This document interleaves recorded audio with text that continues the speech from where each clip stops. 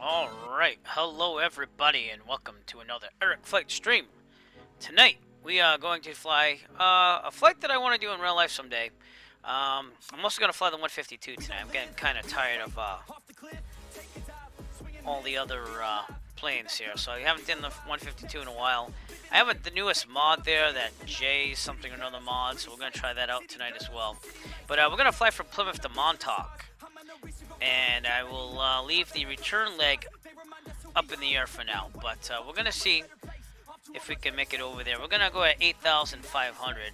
I'll show you a little bit of my planning here. Here we go. Alright, let me switch to my flight log. So I got the real world winds aloft there. Should take us about an hour and 3 minutes. Required fuel is 10.1.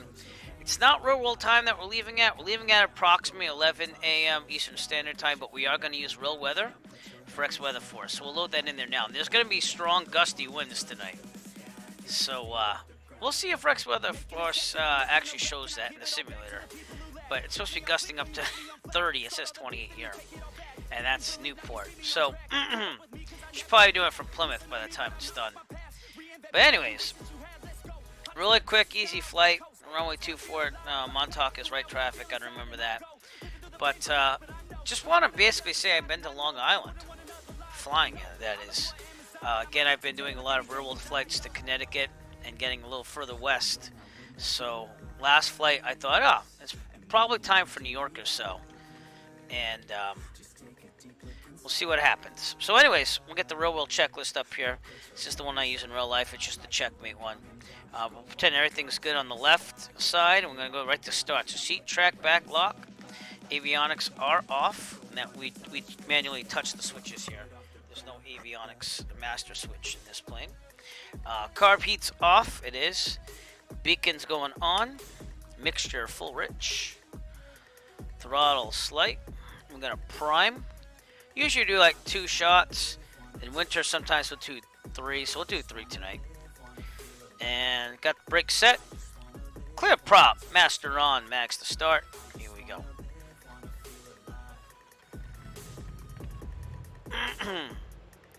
We have ignition. Okay, oil pressure. We want to get this down to 1,000. This is a little overpowered, by the way. That's what I've been seeing. But I'm going to use the mod anyways. We're going to go with it and see what happens. Oil pressure's down here. It's in the green. Looking good. Lights as required. We'll turn on the landing and taxi lights already. And the nav lights. We'll pretend that's the ADS-B like it is on the 152's I fly. Mixture is required. We're 150 MSL. We're fine. Seatbelt harness is good. Flaps are up. They are. We'll just test that with this too. Yep, we're doing good. Alright. Visual check. Very good. Alright. Where was I? Avionics on and set, so we just turn this button here. Here we go. And here we go. We're also going to be flying on VATSIM tonight, so I'm going to get the CTAF channel ready already. But we will get the real world weather here too. Hopefully it's real world weather. Rex Weather Force has been doing a lot better lately, so. Kilo Papa Yankee, Mike automated weather observation 1500 Zulu. Wind 336 at 19er. Visibility 9er. Sky condition clear. Temperature minus 8C dew point 13 C altimeter 29er 4. Okay, 2994. Winds are saying runway 33.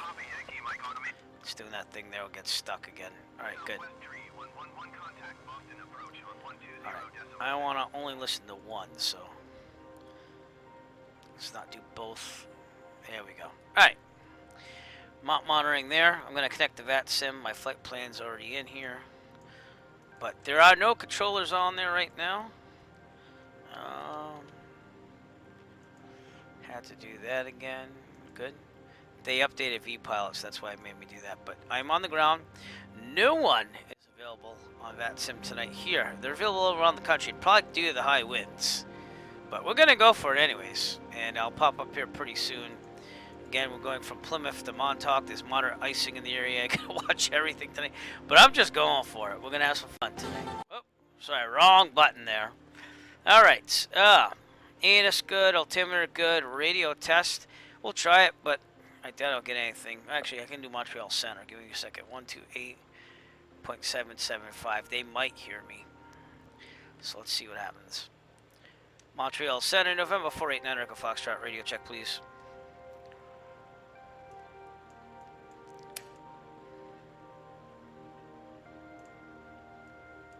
Yeah, he didn't really hear me. That's fine. I'm not going to go nuts. Alright, with that, we are on the VATSIM Unicom. Could check my radio there too, but I doubt anyone listens. VATSIM Unicom, November 489 Echo Foxtrot. Radio check, please.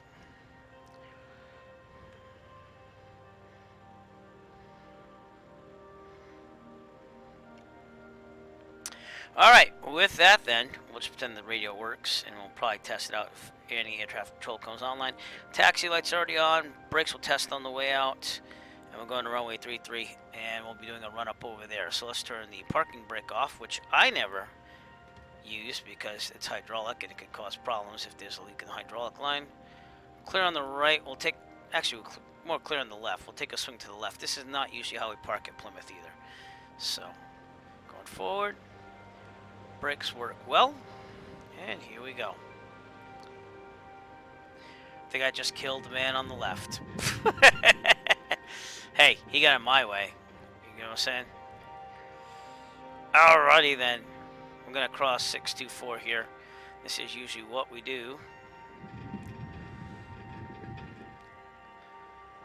Looking left.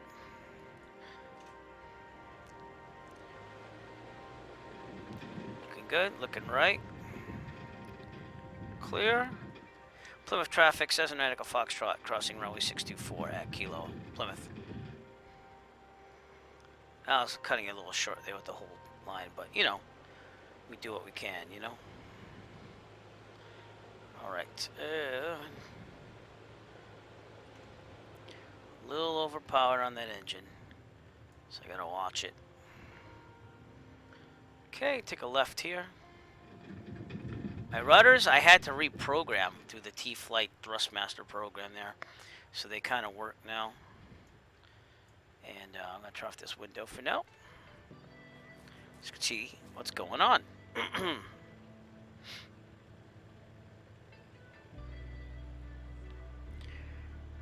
But alright, we're going to look for traffic on my left. We seem to be good. But see how it's like, it just keeps going faster and faster down there. I've got the throttle all the way out, by the way.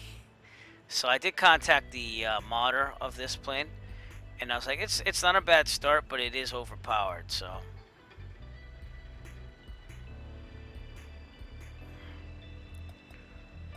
And also, it has extended range tanks in it, so what I did was I only filled the fuel to 13 gallons, which is what I have on the 152 I fly. The two 152s I fly, I should say. There's two different ones at my flight school that I rent, so. But I'm supposed to fly tomorrow. It's all iffy because it is gusting throughout the morning. I'm supposed to get to the airport for 10. Planned departure time is around 11, and it's supposed to die down right about then. So I didn't cancel because of wind. I'm going to see what happens in the morning first with the briefing, and then go from there. But I haven't even really planned what I'm going to do yet. My backup plan is to maybe fly to Newport and North Central Airport. The two Rhode Island airports I've been meaning to fly to, but they hit you with a landing fee, so I haven't done it. But it's time to knock those out, you know. I feel, because I've been trying to get cross-country time in. But I don't know if it's really up there tomorrow. I might not want to do a cross-country. Again, everything will be planned in the morning. But I had to fix my handheld radio too, because the battery pack kept falling out. Sporty's SP-400. It's a nice radio, but it's really cheap on some of the parts. So I fixed it with a rubber band, believe it or not. But alright, brakes are set. Fuel is on. It's a little tab right here. Trim set for takeoff. I could go up a little bit. Oh, see, good thing I checked, because that trim wheel wasn't where it was supposed to be. There we go. Alright, flight controls, do the box. They feel good. Alright, instruments, turn coordinators in the middle. No flag. Heading coordinator should be about right where it is. That'd be 35.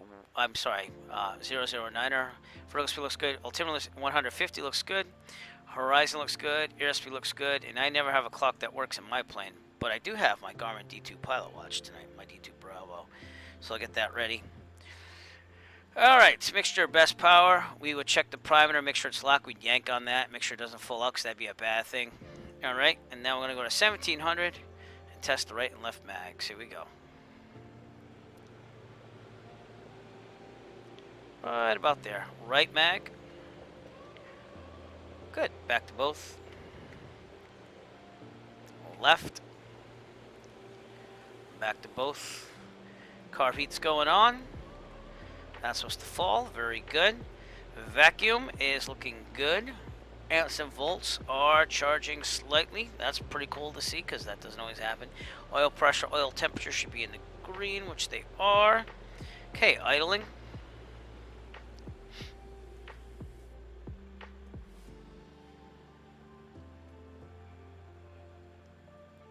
Carb heat off. That should go up a little bit. And back to 1,000. If there's a problem, take off roll mechanical emergency. Otherwise, there's enough available runway ahead of us. We will abort takeoff, land directly ahead on the runway. If there's a problem, if we're under 850 feet and there's a problem, mechanical emergency, realize we'll land directly. If no one 30-degree turns, best glide speed in this is 60. If we're above 850 feet and there's a problem, mechanical emergency, realize we'll take a turn to the left and land downwind. I'm sorry. Yeah, let's do the left. It's pretty much down there. Left, land downwind on the taxiway, the grass, the runway, whatever's available to us. Best glide speed, and this is 60 again. We rotate at 50, climb at 67. Landing light is on. This thing has strobes. The 152s I usually fly don't have strobes, but we'll put them on so that we have. I like to have all lights to be visible on as much as I can, and I just messed with the altimeter there. Okay, we're good. So with that, we're good to go. Why do I think I said I was going to do something after the run-up? I don't know. Boston Tower just came on, but that has nothing to do with me, so. Alright.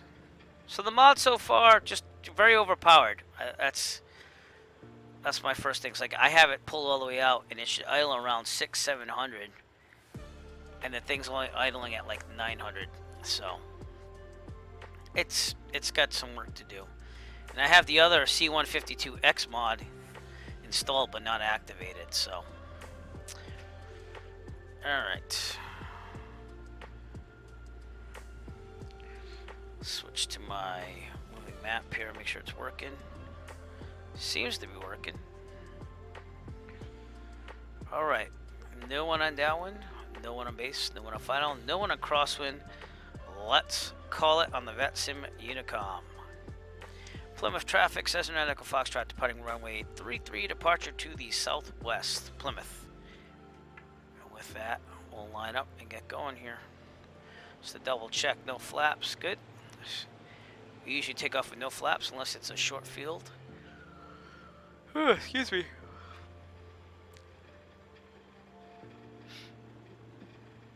Doesn't mean you can't use 10 degrees of flaps. You can. That's up to you. So that'll get you up there a little faster. So, all right, we're in the middle.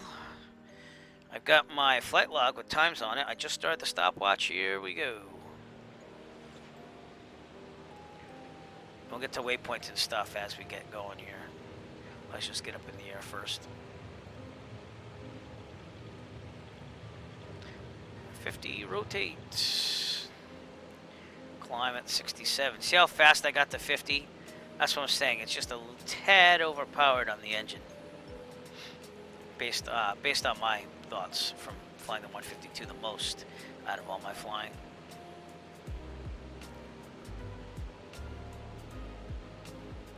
We're on our way to Montauk from Plymouth, Massachusetts. A real world flight I'd like to do in the future. The feel of it feels good. Like it's really easy to fly the 152. But the model that I fly only goes to 2,500 RPMs max. It never exceeds like right there. So again, this is just a different model. So that could be it too. I mean, I don't really know, but. Okay, we're about 800 feet. We're gonna take a look And we're gonna turn to the left. Right out of here. 45 degrees out just to get out of the pattern and stuff.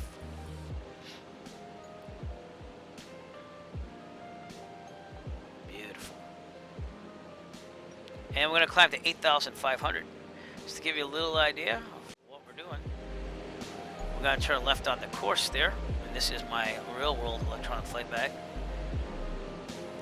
We're gonna go right over the water to Montauk. Not the safest thing, but that's why we're climbing to 8,500 feet. So that way, if there ever were a problem, we'd have at least some time to try to find somewhere. Block Island is the only thing that's out there when you get over the water, so unless you hit the coast still, but we'll see. All right, we're gonna turn a left on to course, clearing the left. My heading should be about 240-ish. What did I say on the flight log? I said 242, so yeah, we're just about right where we should be. Again, the flight log is the thing that a private pilot plans all their stuff on, times, checks and stuff, and I do mine on my tablet there. Do that in real life too. And I use the stylus. Climbing at 75, nothing wrong with that. Enhanced cooling of the engine, and also better visibility over the nose. But we are on our way to Montauk. First checkpoint, by the way, will be Assawamsett Pond. That's what you're seeing under this checkpoint thing. And that is that big pond that I love and am fond of for a checkpoint. We should be there in about 15 minutes. We're going to keep climbing. I'm going to trim up. Not that I do this a lot in real life. I just feel like trimming up to keep it at about 75 knots so I don't have to keep back pressure on the yoke. Trim down a little bit. Ooh, that wheel's very sensitive.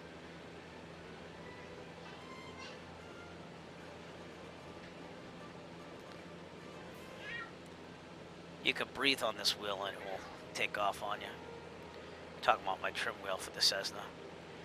Hello, Manny. Good night, I love you. Yeah, good night, I love you. Everyone just said good night to the 2-year-old. So.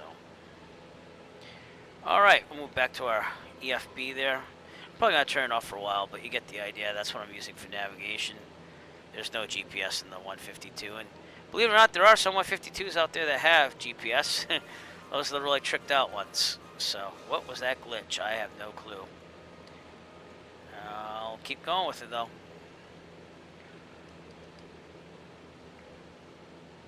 Okay, we're at 3,000. I'm going to start leading out the mixture right about now. Maximum RPMs.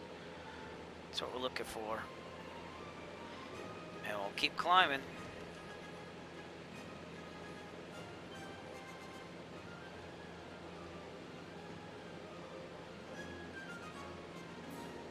Right about there. I'll leave the mixture there.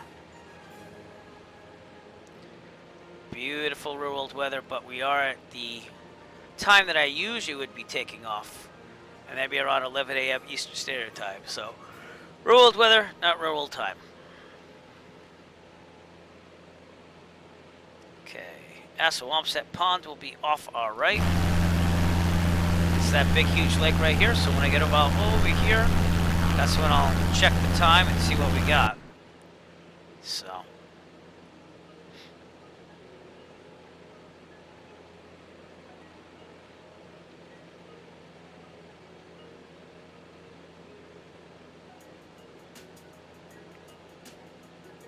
And I want to have a little shout out to Dane Flats there that just recognized me for tonight for watching a stream to its full entire stream. I made it through one because usually I'm streaming like this and then I have to get off it. But I was like, I'll just put him through the Bluetooth and the 820s and watch the stream. So good for him. Glad he was on again tonight. Sorry, I'm tired. But best graphics, that man right there. Very inspiring on the Twitch streaming. If you haven't checked out Dane Flats, you got to do it. Check out Dane Flats. I'll give a little shout out there. Gotta check him out. Again, you just missed the stream right now, but it's fantastic whenever you see it.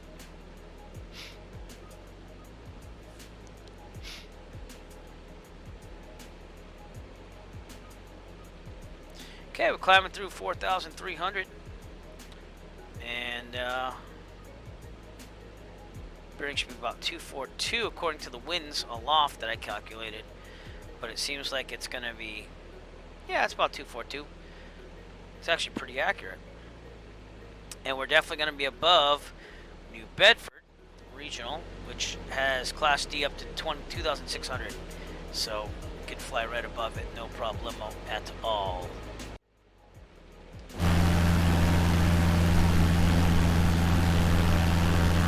Very familiar with all this.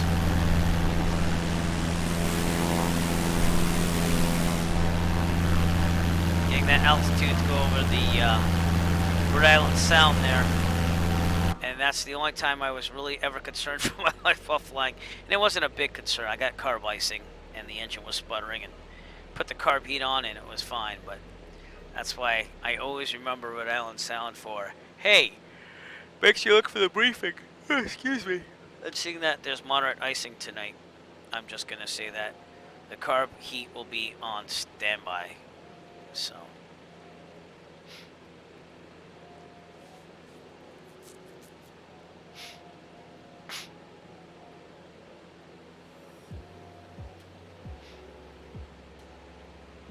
But yeah, these winds are pretty brutal up here.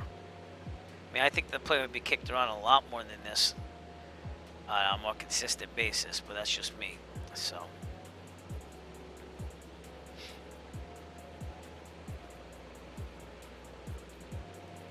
right.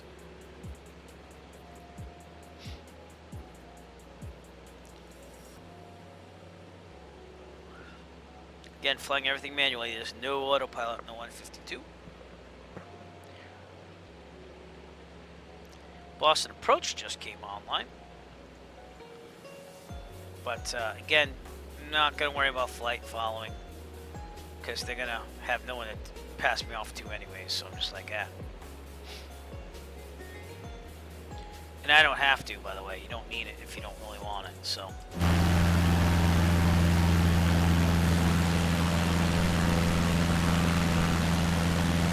Just means you're on your own and have to look out for any traffic yourself.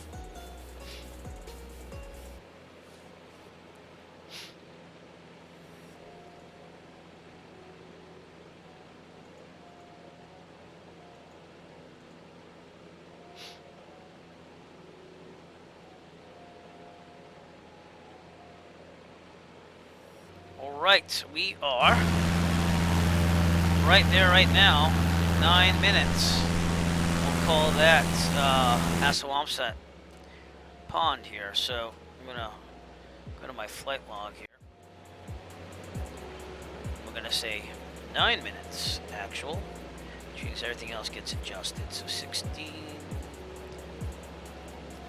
20, 23, yep, 30, 38. Erase that, 38, and 48, 57 minutes now. Anticipated total flight time on our way to Montauk. So that's what we do in the real world. I have this on my knee board, and I have all my times and everything for longer flights. I don't do this in every flight.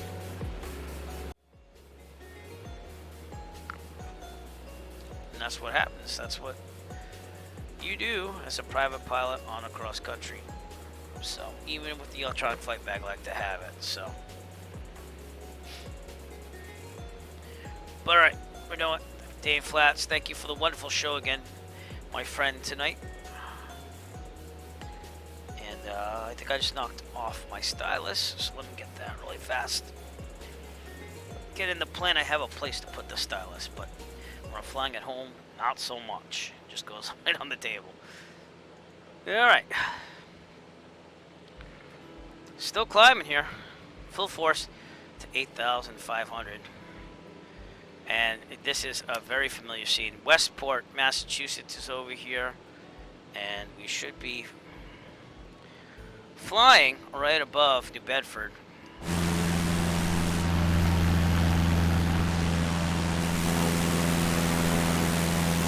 Should be down here somewhere. Actually, it's coming up on our left right there. So, yep. That is our next checkpoint, believe it or not. But we're a little off direct course here. It's supposed to be the right a little bit. But New Bedford is our second checkpoint. We should be there in 60 minutes total flight time. You can actually see it right in my window right here. And that is very, very lifelike. Again, this simulator does an awesome job with all of that. So,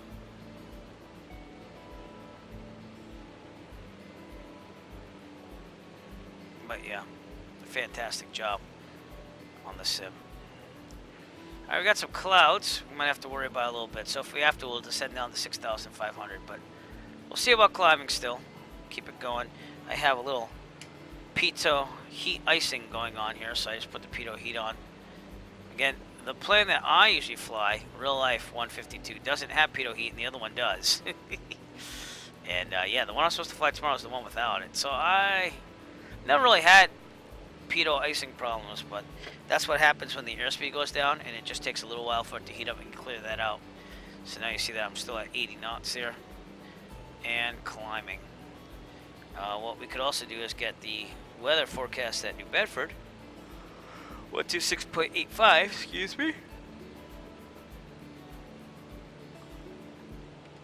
Just listen to what's going on. New Bedford Airport information, Mike 1600 Zulu. Wind tree 47 at 20. Visibility 9er.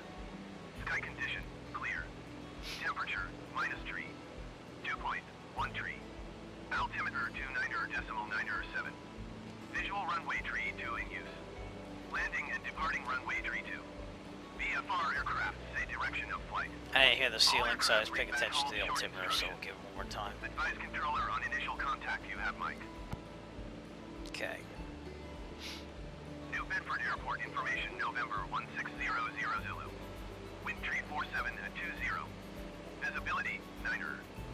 Sky condition clear. Clear. Temperature -3. Okie dokie. That's why these clouds are up here. But it's alright. Alright, like I said, backup plan's going to 6,500, where we know it's clear down there. But I just want maximum altitude, excuse me, to go over Rhode Island Sound.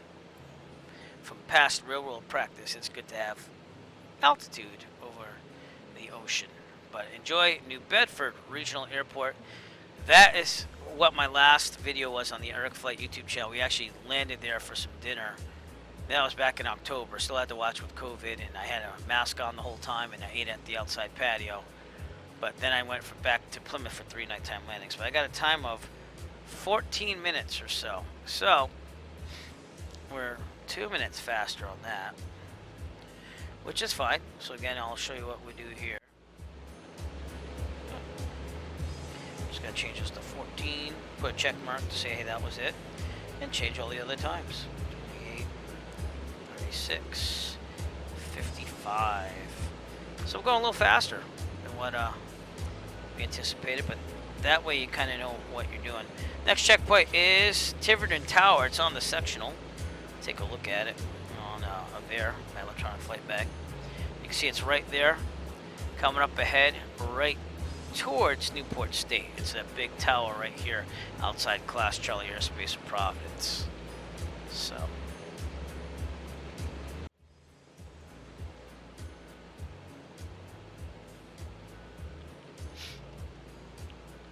okay, start trimming down because we get to 8,500, and I think we might be able to stay here. Okay, we'll gauge the clouds, but we'll descend to 6,500 if we have to. And we're going to see if Tiverton Tower is actually in the simulator, like modeled. Because it is on the sectional as a checkpoint, if you will. So, I do, Jay Schmitty, I do. Oh, God, good fix-it coming in with the captain. So, yes, I do have my private pilot certificate. Yep. I got it in October of 2019. So. And thank you for coming to the stream tonight. Good fixins, how you doing, bud? Trim it out here. Let's try the trim wheel again. It doesn't like the trim wheel. Or maybe it does, actually. I don't know. Trim wheel has some adjusting to do here. It's the Cytec Cessna trim wheel, so it's just like the real thing, kind of. But we're on our way to Montauk at 8,500 feet, and those clouds are at bay, so we're good. Yeah, Yep, that's what I was worried about. That's why I always have to stream at 9 p.m. But I get ya. So my 2-year-old just came in a little bit into the stream, and we did the kiss goodnight. So, but my wife is actually laying with her. So, oh yeah. Well, you know, everyone needs their remedy, right? Yep. All right. I'm also supposed to fly for real tomorrow in the 152. We'll see if that happens. I'm right on the cusp of the winds are dying down for my planned departure time of 11 a.m. and I still don't know what the heck I'm going to do. I should also bring this back to about 2,400 RPMs or so. You know, that might help. Tiverton Tower. Take a look outside here. We're getting to Rhode Island now. This over here on our right is Fall River. It's a big city. And I live in real life out here in Dayton, Massachusetts. So, we got Newport, Rhode Island that we're going into also. And again, this very much does look lifelike. I've flown over this many times in real life. You got Bristol, Warren out here, Providence, Rhode Island over here. And, yeah, very realistic. So, and that's part of the reason why I like flying these flights with, my ideas of what I'd like to do in the world. Montauk is definitely a I want to do flight in the future, but I'd be wearing a flotation device that you pull the thing on and do that. So, yep. Well, Boston just came online with a approach, but I was like, I'm not gonna do flight following. I'm just gonna go for it. So, because they have no one to hand me off anyways, and then I'm almost like out of Boston approach anyways. So. But I don't know, this mod, it's okay. The 152 mod, the new one. It's the JP something or another. It's just a little overpowered though, that's what I feel. But I don't know, because now it's looking like the real thing on the airspeed, the indicated airspeed when I have it set to about 2,400. I don't know. But anyways. Tiverton Tower should be coming up on our right. Right about here somewhere, and that's going to be our next checkpoint. So we'll see if it pops up.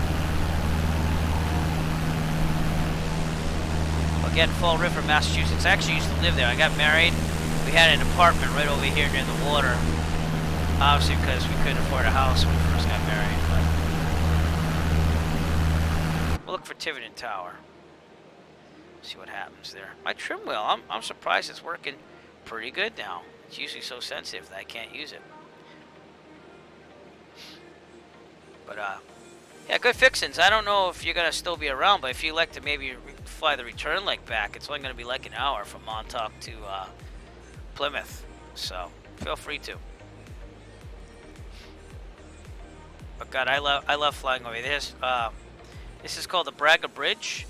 And over here, in real life, you'd see some battleships and stuff. There's a museum called Battleship Cove, and they have some World War II. They have like a submarine and battleship and stuff. So, yeah, I think I am going to do the return because it's a pretty quick flight from the winds. You know, I mean, I'm like 20 minutes into the flight and almost halfway there, as you can tell by the yellow bar. So it's not much of a flight. I didn't want to do a gigantic flight tonight because again, I'm supposed to fly tomorrow and be at the airport for 10 a.m. But we have to see about the winds and stuff. So I'll probably be up at 7, getting a briefing and stuff.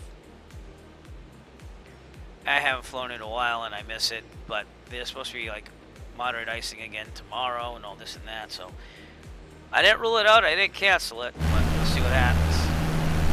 Tiverton Tower should be down here somewhere, I'm looking for it, seeing if Microsoft put it in somehow. I don't think they did. It'd be underneath this thing right here. That's what it's saying on the section at least.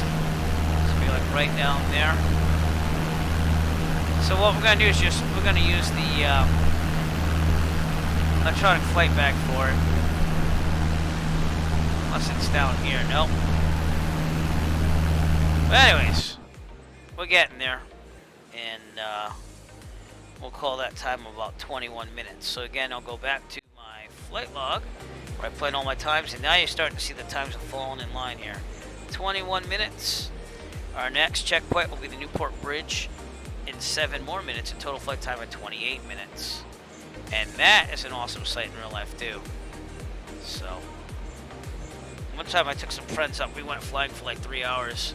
It was one of my most expensive flights at that time, but man, we did it up. We went to Mansfield, Worcester, flew down through Providence, Class Charlie to see the coast.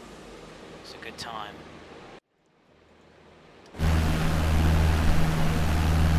Yep, no Tiverton Tower, even though it's a checkpoint in the sectional. And Newport State Airport is there. I'm thinking about flying there tomorrow in real life. Not sure if I'm going to do it, but we'll see. The Newport Bridge, honestly, is just over here. So you can see that we're kind of crabbed because the wind's pushing us this way. So quite interesting. And we'll just keep it going here.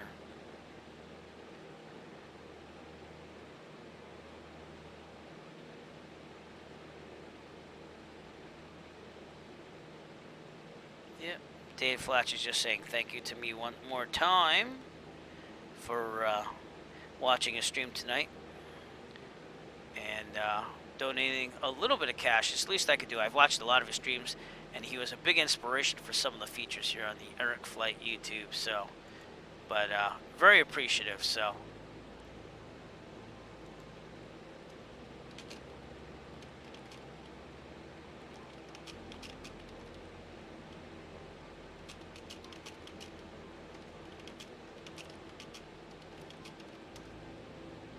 All right, so with that, Newport Bridge, again, another checkpoint, but this doesn't do it justice. This bridge looks a lot better in real life. The Microsoft standard bridge right there is just okay. It's not the best. That goes right across the Newport, and hence why it's called Newport Bridge. Newport's known for the Jazz Festival from the, I think, the 50s and on, maybe? And of course that's not happening right now, but I also got married in Newport. Somewhere around these docks over here. I think, give me a second actually. No, more over here actually. We got married and had our reception at the Marriott. My wife went to Salve Regina, so we actually got married at one of the mansions over here. The Salve owns some mansions. This is the hoity-toity late 1800s, early 1900s playground of the rich. So they had a lot of mansions built, and they're all historical nowadays. So you can go visit them, have some fun there. But Newport's a pretty nice place. If you ever have to go to Rhode Island for anything, go to Newport in the summer when there's no COVID, and you'll have some fun. I used to gig around there too, so. But all right, total flight time of 24.5 minutes. We're almost halfway there. Again, keeping it kind of short tonight, but we are going to do the return trip, I've decided. Montauk to Plymouth. And I'm trying to think where the winds are coming from. They're coming from the west. So it should probably even take a little less time, if I'm thinking about this right. So, again, I'm following the electronic flight bag to help me stay on course. So my plan 242, I guess the winds aloft aren't totally perfect on Rex Weather Force. But they're decent, you know. They're just giving me the Newport weather right now, and it's saying gust at 26. That's on the ground, obviously, and they're saying, or let's see, about 28 knots or so if you combine those from the north. So it kind of makes sense. I have to kind of crab to the north to make it go straighter. So that's why it's a little different. I had winds coming from 283. So it kind of makes sense. But right there, TF Green, I believe. This is Quonset State. Again, very familiar with those airports, especially TF Green. That's my airport I used to take out of when I was a kid for vacations and stuff. And I used to live up there in Rhode Island. So again, it's wonderful to see all these sites that you know, that you never thought you'd be seeing from the air because you never thought you'd be a pilot. I mean, it was a dream, but it became reality because we made it happen. Beautiful shot of the Atlantic Ocean. If you want to see these views in real life, by the way, on the Eric Flight YouTube channel, youtube.com/EricFlight, one word, lowercase letters. Check up the Block Island video. It's from December 23rd of 2019. I think it was like my second or third flight as a private pilot. And I went out to Block Island. I had carb icing, but you'll see all these sites in the video because I basically videotaped it from here, and it was almost the same route, just that we're going a little further. So there's a Newport Bridge, which looks better in real life, but they even got that little lighthouse on the side there, so that's pretty cool. But you can see that it's pretty windy from those winds that are whipping up. So you can tell they're from the north because they're crests.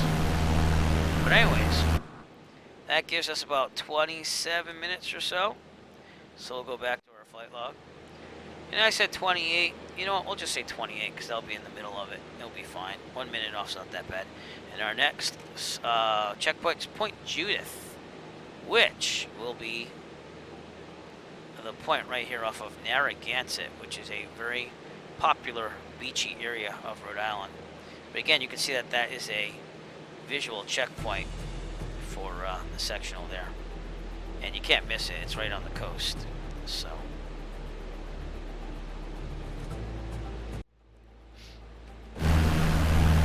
literally out here, that's Point Judith. So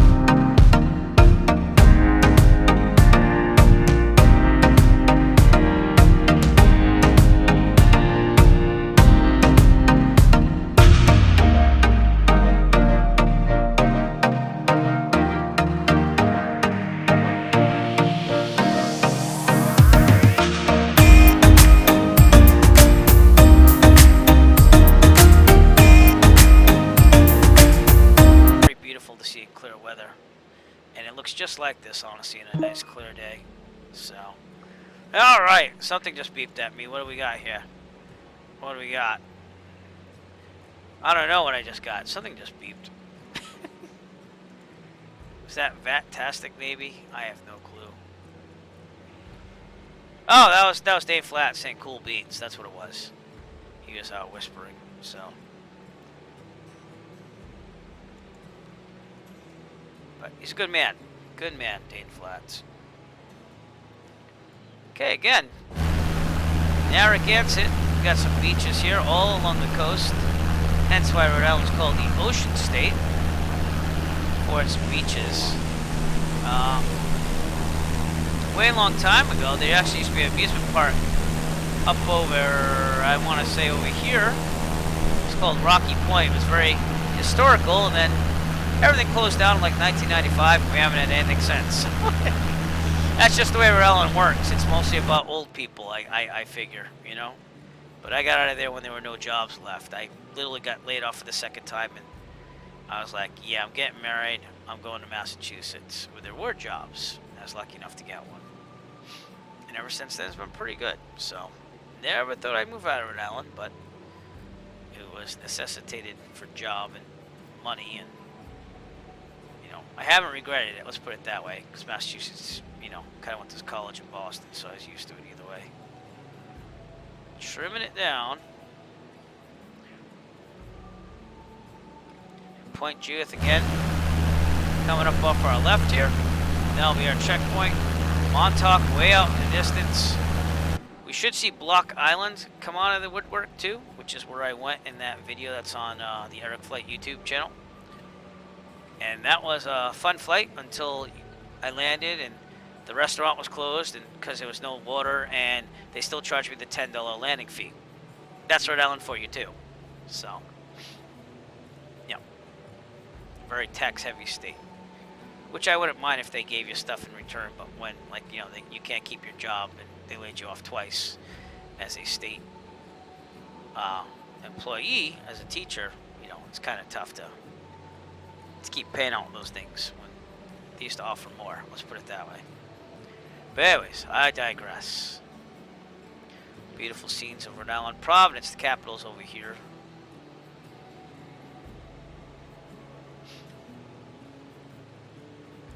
Trim up slightly.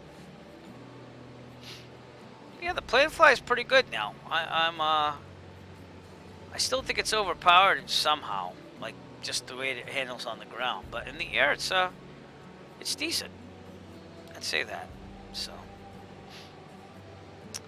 and if you're out there and you're watching the stream, there's Block Island right there. Actually, there's the airport. And my icing incident happened right about over here.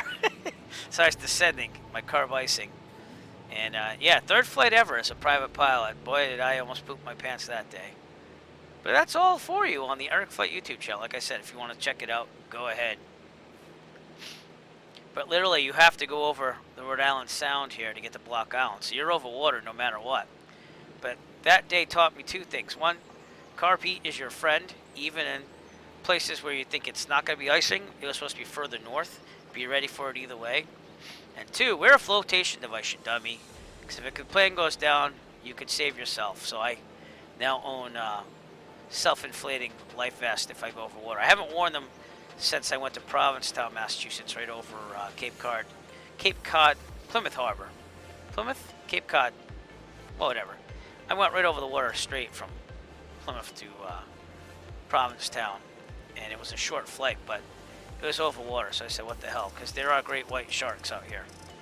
So, the air, you can actually, they have a whole, like, touristy place right about here.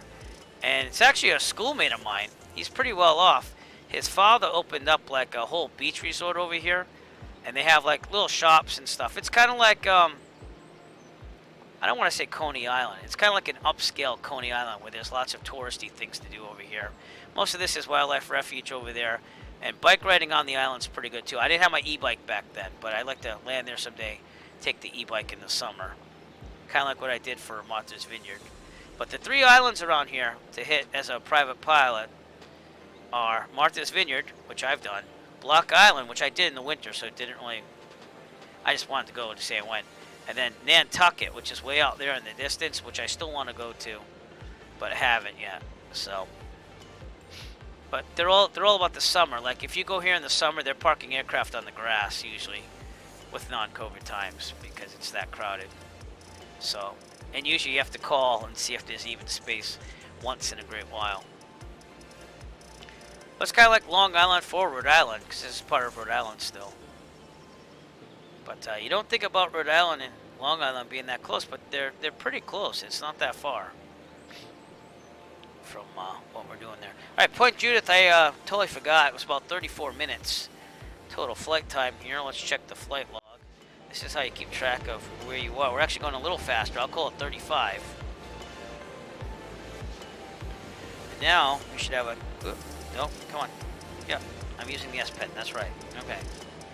Let's see, 54 minutes is when we expect to arrive in Montauk now. So now you know if you're flagged for an hour and like 5 minutes, you probably missed something if you're not seeing it, you know.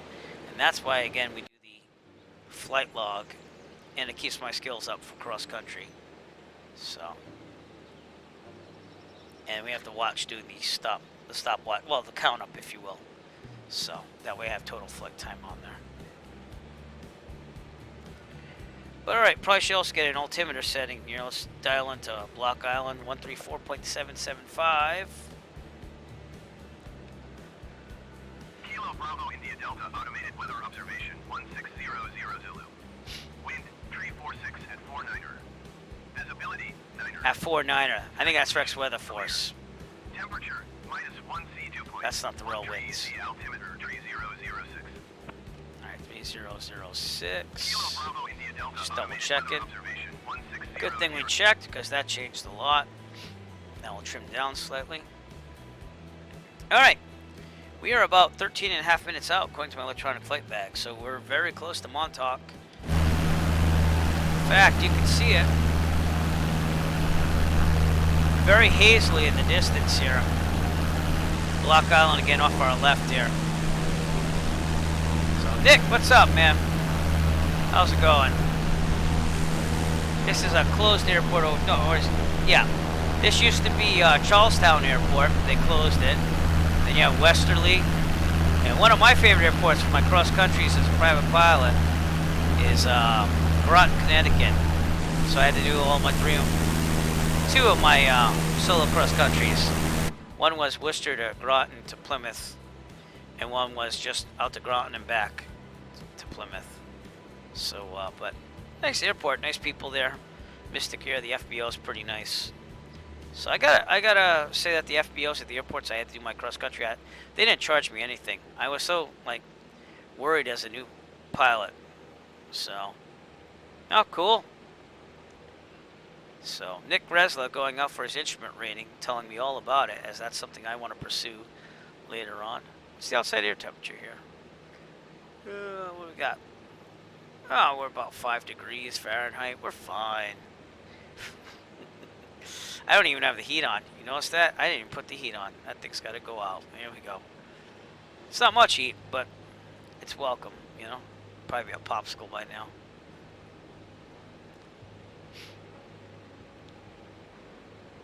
Cool. Well, strengths and weaknesses. Strengths and weaknesses.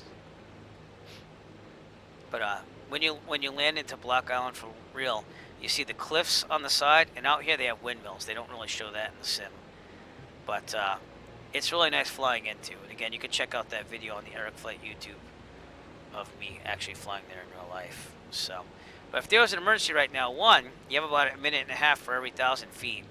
So you're talking about 12 minutes of glide, and I'd go right for Block Island. Or I could go on this side and do westerly. So those are the things you got to think of while you're flying over water, because you got to know where to go in case there's any problems right away. So that's Block Island, yep. The other thing is when you come in here, you want to try to avoid this because this is the wildlife refuge. So they kind of tell you, please try to avoid that. I had to overfly the airport, come down here, join the downwind. I did a teardrop out here and went that way to the airport. But pretty nice terminal too. It should be for $10. I hope my $10 went a long way. I got a 15-minute visit and a picture of the Block Island Airport sign with my face in it. $10. No. I've never been to Long Island. I don't even think I've ever been to Long Island at all in my life. I went to New York City, but I never went to Long Island. So, again, another reason why I'd like to do this flight in real life to Montauk. And, you know, it's over the water.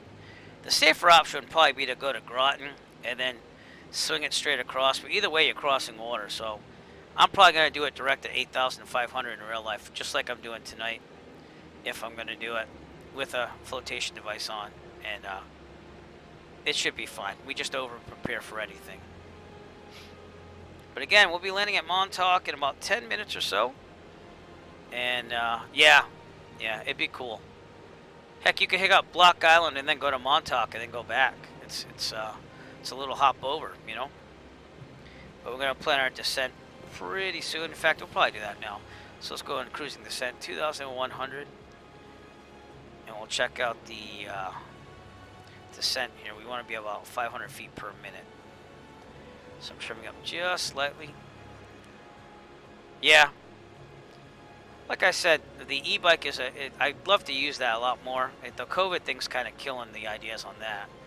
But I'd like to fly in, take the e-bike from there, and go to downtown. They have a couple sites. It's a historical place. But, hey look, it's a real world American Airlines 712. Why don't we check out what that's all go to flight radar, AAL712. We'll check up what that flight is, as that is a real world flight. Oops. AAL, what is it? 712. And this will tell me exactly what that is. It's from Charlotte to Providence. It's an Airbus 320. And as far as it being in the sim, they're usually a little delayed. Yeah, like right now it's over. In real life, it's just about over Providence.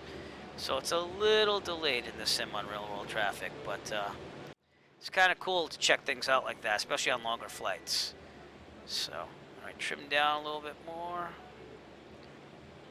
And we'll go back to my electronic flight bag so you can see what I'm doing.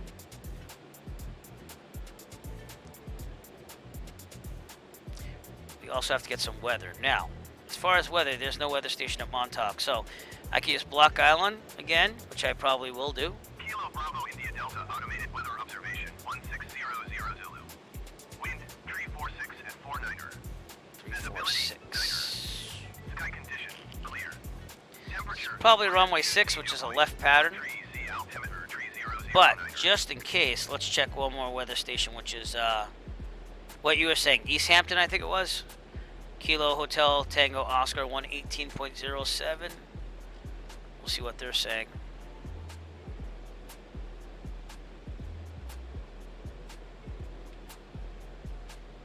Just to make sure that we got. Tango Oscar automated weather observation 1600 Zulu. Wind 346 at 49er. Visibility 9er. Yeah, we're gonna go runway 6. Okay. So runway 6 it is at Montauk. We'll take a look at what we're doing as we're descending here. Again, right pattern for 2-4, not going to need that. So what we'll do is we'll go a little bit to the south here. That's what I'm doing right now. And set up a left 45 downwind for runway 6. And that's what we'll do. You can actually see the island right out there. So I'm going to have to really get south of this. And descend a little faster. So come on, trim down. Anyways, let's get some visuals here and take a look at what we're doing. Montauk is right here on the point there. The lighthouse, one of the oldest lighthouses in America on the coast here. That'd be something to check out with the e-bike. And that's very close to the airport. So, pattern altitude's about 1,000. It's only 7 feet MSL. And, yeah, that'd be cool. That'd be a cool flight. That is just the Microsoft Flight Simulator Real World traffic. That's in the simulator itself. So, but if you're wondering what the app was, the app is called Flight Radar 24.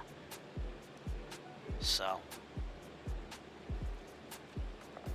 it's pretty cool. I actually live underneath one of the main arrival ways for Boston Logan, so my son and I will be cooking on the grill and I'll have it out like, oh yeah, that plane's from and this plane's from, and it's pretty cool.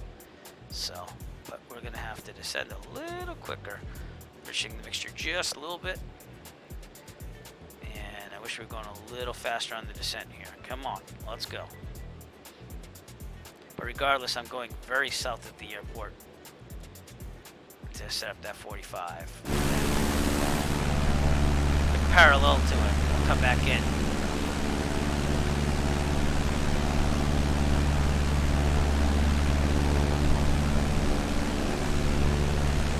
It's right there, though, on the coast.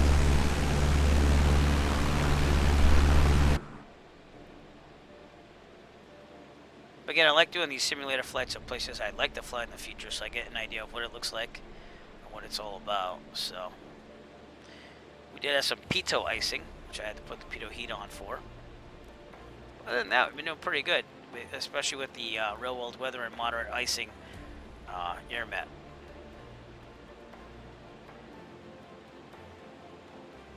Alright, we can kick this down to 700 feet per minute. I'm not carrying any passengers, it's just me. I could take it.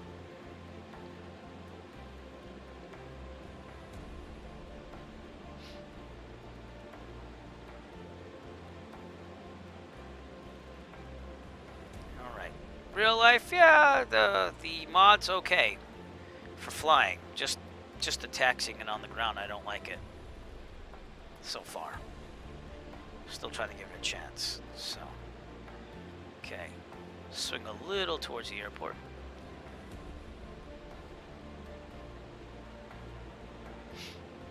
But I want to say thank you to everyone out there for tuning in tonight. Appreciate it. And let me know if you have any questions or if you want to add to the chat. Go ahead. You know, we also have tons of chat commands. I went and organized them a little bit more, but you have to watch the channel to earn frequent flyer points through Streamlabs. And you can check your points total with exclamation mark points. I'll tell you how many you have, but we have a new one I'm going to show you, and this was inspired by the Virtual USA Flying Club. We kept talking about guard and crazy things pilots do on guard, so here you go. Enjoy the newest visual chat command on the Eric Flight channel called KGRD or guard. You're on guard with KGRD. Meow. And you knew there was going to be a meow there. Oh man. And it's funny because like people like told me that would happen, but I never expected it, and yet I was flying over Providence one time and all of a sudden I hear a meow meow meow meow meow meow meow meow, and I was like, what the hell's that? So it does happen in real life. I've never done it, nor will I ever. I would rather keep that frequency open, but it was quite interesting to see it in real life. So yeah. Alright, we're doing a big circle here. Again, trying to lose some altitude. And I wish I was losing it a little faster here. Put some carb heat on. We'll make this thing go on the 1700. We'll make it really descend. Alright, 1,000 feet. I'm not going past 1,000. There we go. Alright, I'm just going to make sure a little bit. We'll take a little turn. You know what? I'm on the wrong side. I'm not even thinking. I was supposed to be on the other side for a left pattern. Boy, am I being dumb tonight. So it doesn't matter. I got to lose altitude anyways, right? Yeah, you did. You did. And I don't know. I mean, how would Emery Riddle feel about that? That's the whole thing. So, I mean, I don't think they would have a problem with it because once you have it anyways. Can they really say anything anyways? What are they going to say? Oh, give your multi back? Do it with us? So, I mean... Yep. Well, that makes a lot of sense then. Just the cost factor would make sense.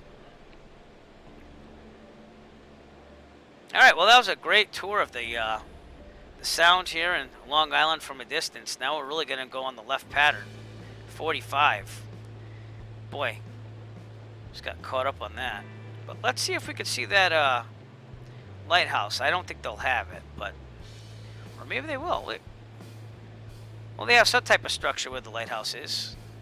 I don't think it looks like a lighthouse. It looks like a generic building, but that would be it. Well, it doesn't make sense that they would have a right to say that unless you sign a contract saying that you'll get all your training through them and that they have recourse to it, you know? But again, what are they going to do? They're going to say give the multi back and do it through us? I mean, that wouldn't make sense at all. So... Now we're getting there. I had to lose altitude anyway, so we'll just chalk it up to that. Okay, we're at the airport. The main town, I think it's a town, Montauk is over here. The historical lighthouse is over here. And I have no clue what that thing is. But... Alright, man. Well, enjoy the drink, and... Sorry I kept you waiting. I am on VATSIM also, yep. So, as far as controllers, though, it only looks like they have Boston Tower online, so it's just us. But feel free to go on VATSIM. You'll see me in double, probably, because I'm on Microsoft Flight Simulator, too. So, if anyone would like to load up at Montauk for the flight back to Plymouth, please do. Alright, yeah, I did it last night to have tonight for free, so. But yeah, I've been there, done that, so.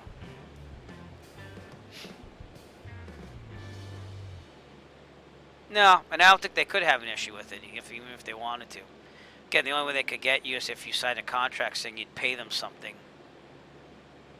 you pay them something seeing that they didn't train you and they lost money, but I don't even consider losing money. I consider just getting stuff done, right?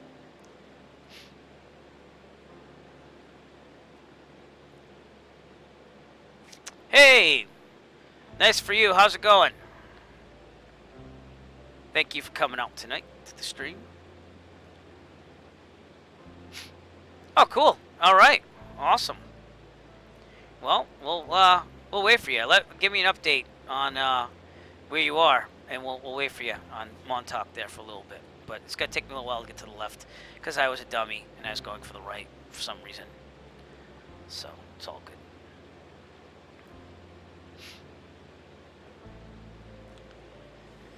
Hey, caramba. Well, like I said, it was a good tour. We got to see what they think a lighthouse looks like in Microsoft Flight Simulator right here. And actually, this might be the lighthouse now that I'm looking at it. This might just be a building. I'm thinking this is the lighthouse because I remember it's kind of on the point there, you know, and we could actually check that while we're descending here. So let me get some Google Maps up for us. Okay, yep. Mogman is waiting for us down there. Alright, so, where are we? Is that it? That is it, yep. So that would be just some houses there, but the lighthouse would be there on the point, which it is not. And that's the parking lot to see it. And again, the airport is right there. So I'm still trying to figure out what that big building is. It's a radar tower. So that's supposed to be a radar tower, I guess? I don't know. Interesting. I also think that there would be snow on the ground, which I'm kind of shocked Rex Weather Force didn't put snow on the ground, because I know it snowed a little bit the other day here, and it snowed like 2 days before that, so. Well, good. All right. I'm pretty sure you're fine, dude. Montauk traffic, Cessna, 9 Echo Foxtrot. 5 miles to the east, we're going to set up a 45 for runway 6, Montauk. We just took the low and slow approach. Okay. Mixture all the way in.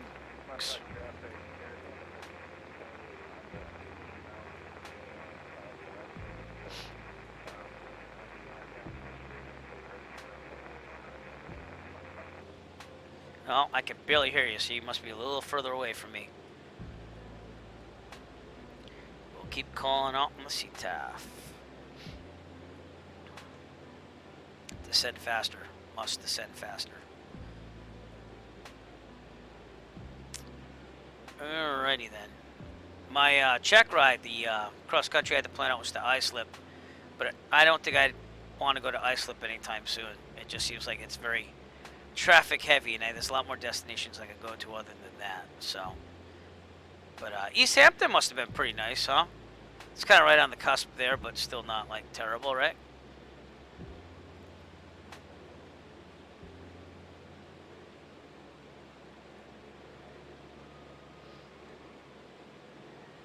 Montauk traffic, Cessna 9 Echo Foxtrot, 4 miles to the east, setting up a 45, left downwind, runway 6, Montauk. We don't do that kind of flying. Well, thank you to Tex Rich for following me on Twitch.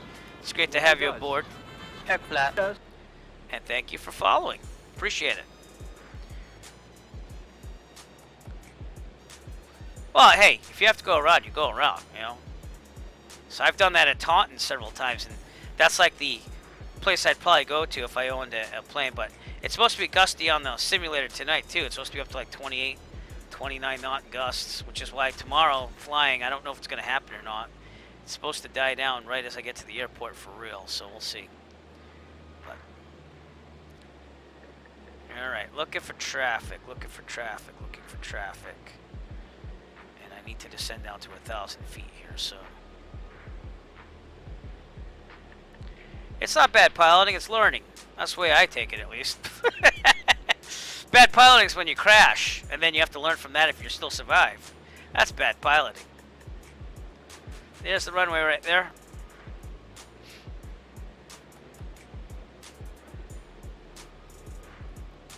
Again, this would be a little dangerous for traffic that's departing, but Montauk traffic, Caravan 98, Papa 7 mile final runway 6.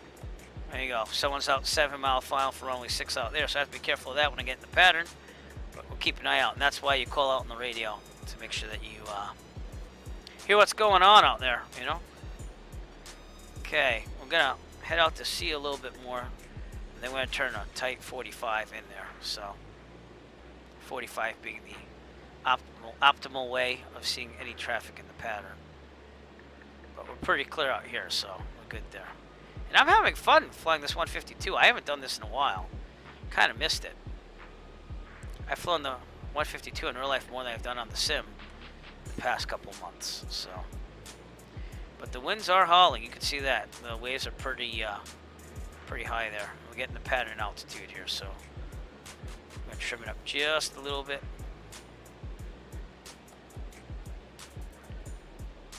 Here we go. Okay, let's turn in here.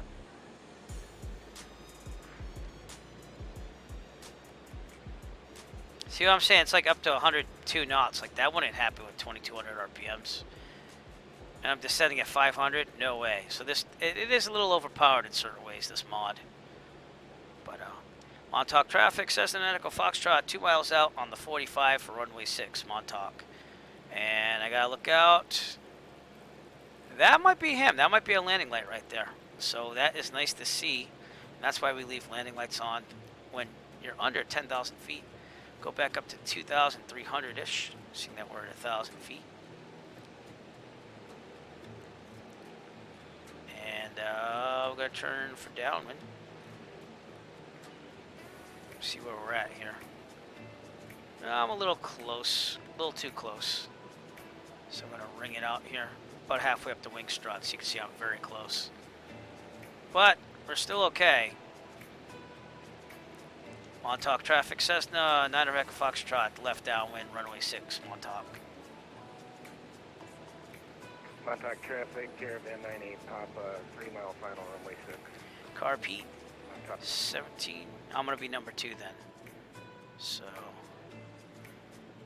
Montauk traffic, Cessna Echo Foxtrot. We're going to be number 2 for runway 6. We're going to extend our downwind for you. Okay, Hey, Papa, 10 degrees. appreciate it.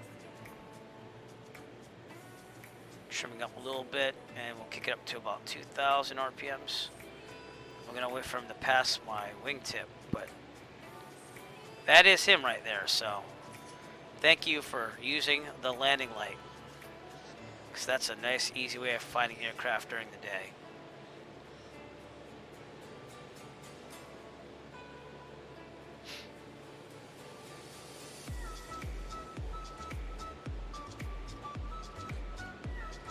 Okay, probably want to head in just a little bit so we're a little bit more sturdy with the runway. Yeah, we're looking good now.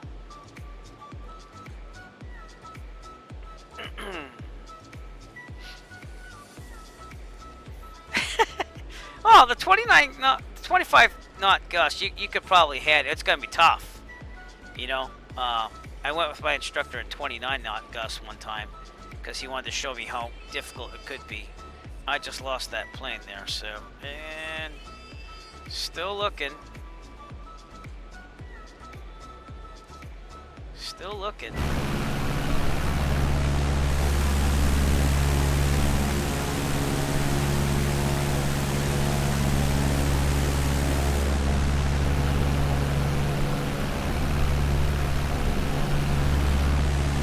Well, I'm thinking he'd be past my wingtip. I just thought I'd see him going in there.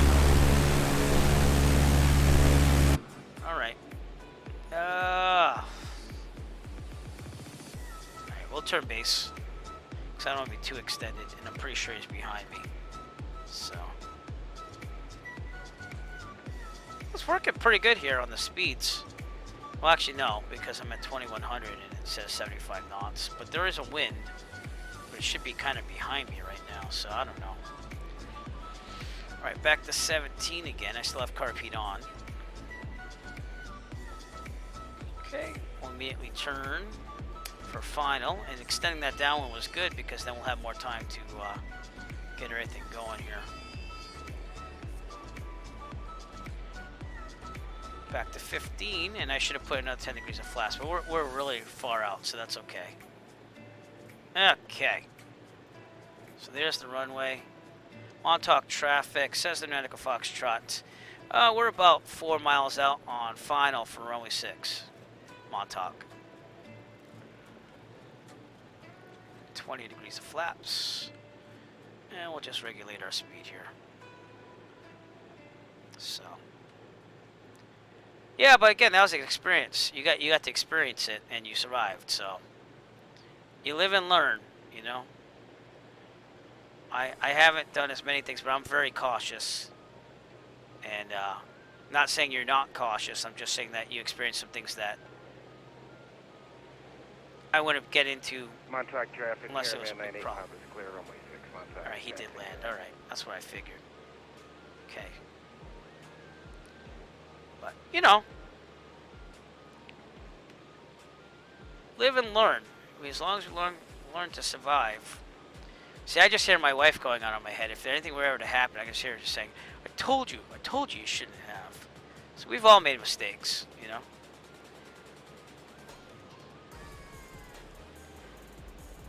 I bounced the 172 twice on 2 landings. I felt really bad about that. Then there's that one time the shimmy joint was kind of going on the 172, and I landed at Plymouth, and it went the plane, and I thought, oh crap, I broke like the front wheel. So, well, you know, that's because I have a family and a wife that would probably like kill me if I wasn't dead already. You know. Okay, go a little faster. I pulled the throttle out. Montauk traffic, says Niagara Foxtrot. Final for runway 6, Montauk. We should be about 65, 60, and I have another 10 degrees of flaps to put in, so we'll leave it at 15. Looking good now. Another 10 degrees, full flaps. We'll keep this thing about 65 because it's gusty out. The wind's coming from the north, so I'm going to have to head into it a little bit. Maybe dip the wing to the left, a little right rudder.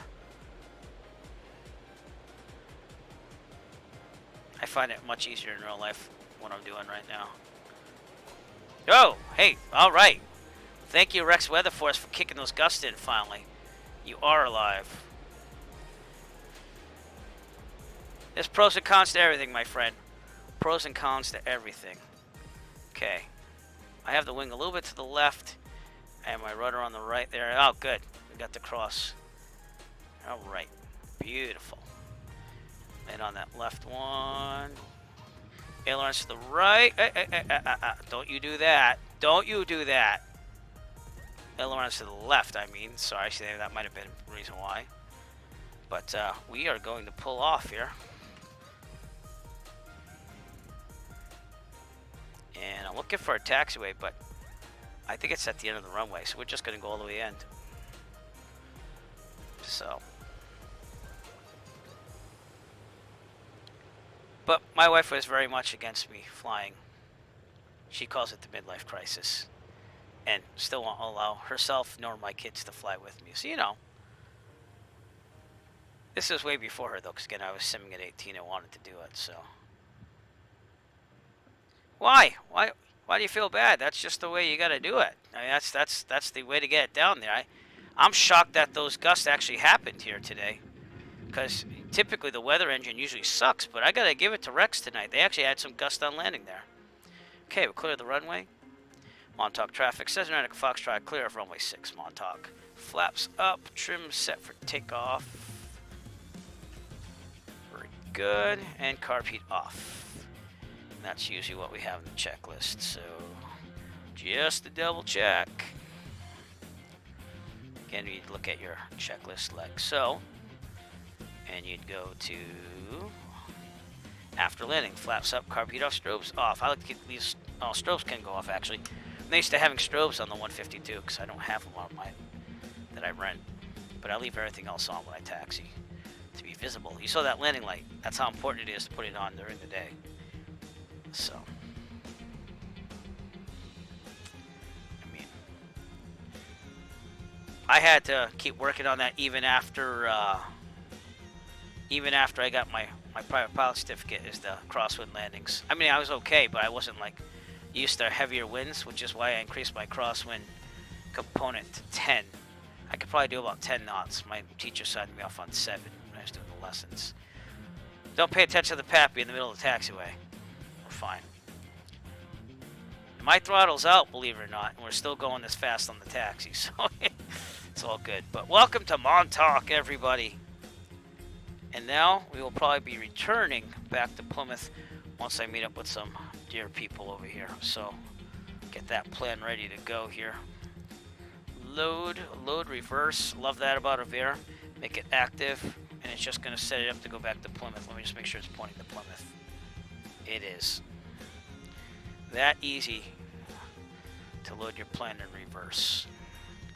Man, I cannot believe how fast this thing is taxiing, because I have literally had the throttle off the whole time.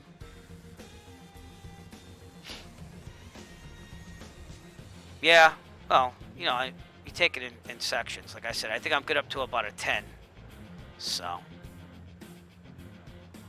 Oh, don't worry about it. That's what we do in real life. And, you know, and I knew that you were out there. So you called out. I knew I was going to be close. And, you know, that's why I said number 2. So don't feel bad. I just lost sight of you. So. But all right. We're pulling into Montauk here. And we have some friends to fly back with us. But if you don't mind, I'm going to quickly take the drone out here to take a little look around. So we'll put the parking brake on, and hopefully this won't crash, or else I'm going to have to restart at Montauk. So, all right, parking brake on. We'll leave it running.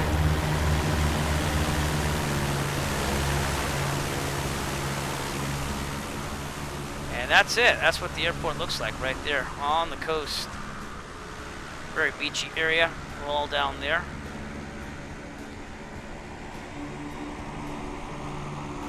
I don't know why my drone's moving so slow, but it is.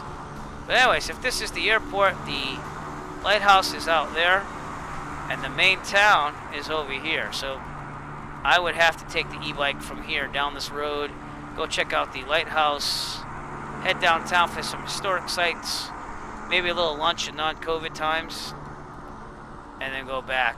My personal crosswind limit's now 10 too. I mean, I kind of made that for myself, so. And as far as a headwind, I'm probably still at 20. So, at most, and even that would be rocking me around. But, alright, that was a quick view of Montauk. If we are ready to go, gentlemen, let me know. And, we'll be good to go. Someone call on CTAF, say that they're taxiing if you're ready to go.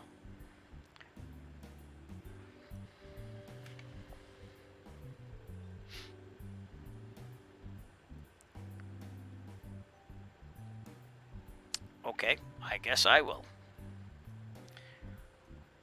Montauk traffic says United Foxtrot taxi in runway 6, Montauk.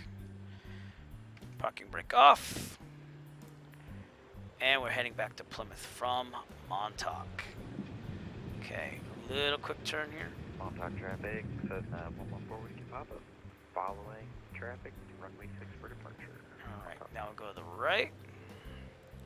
That's an interesting little default building, isn't it?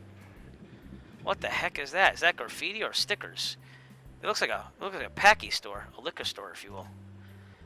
But all right, we're gonna follow. This is kind of weird how they laid this out here, but the taxiway is actually over here, at least in the default version of this. Someone should touch this airport up. And this is the whole short line. Believe it or not, I don't get it. But anyways, we're going to turn our strobes on at this time. I left it on, so there's no run-up really needed. And we should be good. So, Montauk traffic, says United Foxtrot, departing runway 6, departure to the northeast, Montauk. And here we go. Just a quick check. Flaps, good. Carb heat's off. Everything looks pretty good. Alright, we're going to rotate at 50, climb at 67 out of here. And we're going to use all the runway we can, because that's the safe thing to do. So I can literally use this whole entire thing. Alright, stopped. Feet on the floor. Radios are set. Transponder's good. Here we go. Full throttle.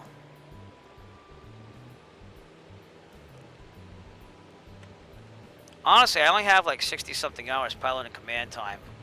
But I have like over 100 because it took me that long to get the private pilot. Because, again, I wasn't consistent.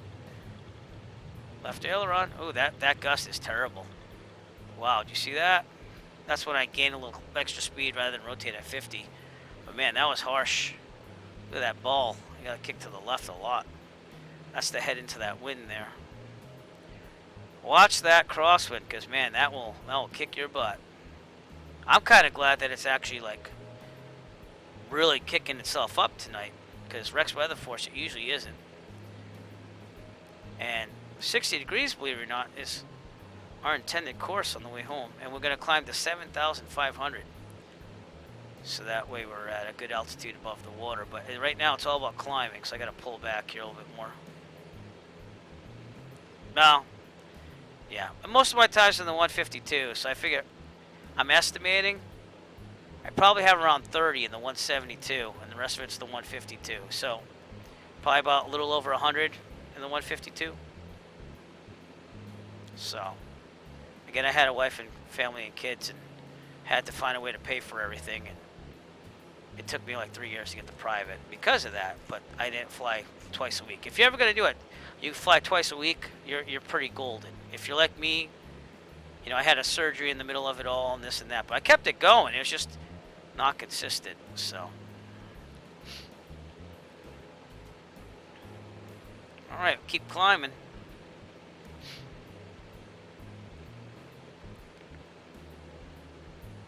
And actually, I'm gonna have to kick it a little bit more to like 50, because this wind from the north here. Montauk traffic system on stop at departing runway 6 VFR departure to the north. I forgot to reset my stopwatch for my checkpoints, but it's okay. I'll do it now. And my first checkpoint's gonna be Point Judith again, so it's gonna take a while. So let's get it started. But I have a low battery on there too, so who knows? Yeah, but you probably started when you were like 14, 15, right? No, yes. Usually when you start that young, you're not gonna get the twice a week in there, because you have to wait till your, is it 16th birthday to solo?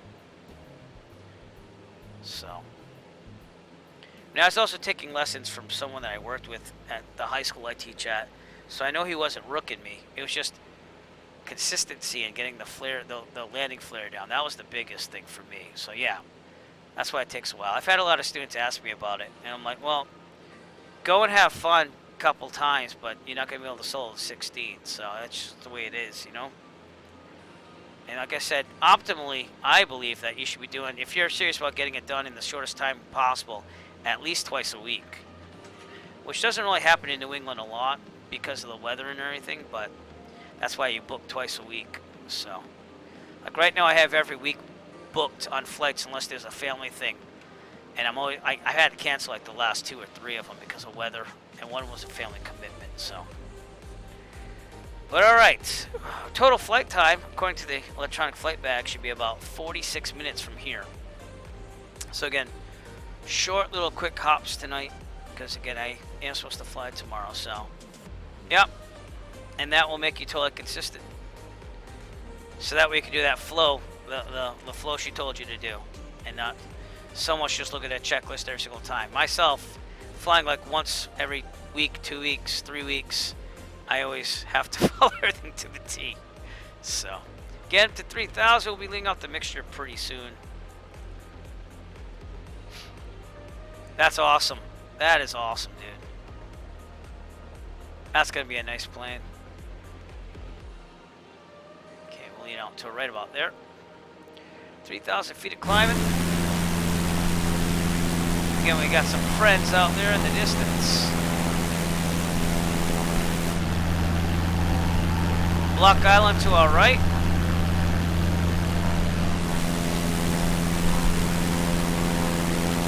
Just like real life, you look for that landing light. That'll probably be the first thing you see. And during daytime hours, so, yep. Yeah, you getting the G1000 in that in the whole bit, or is it going to be steam gauges?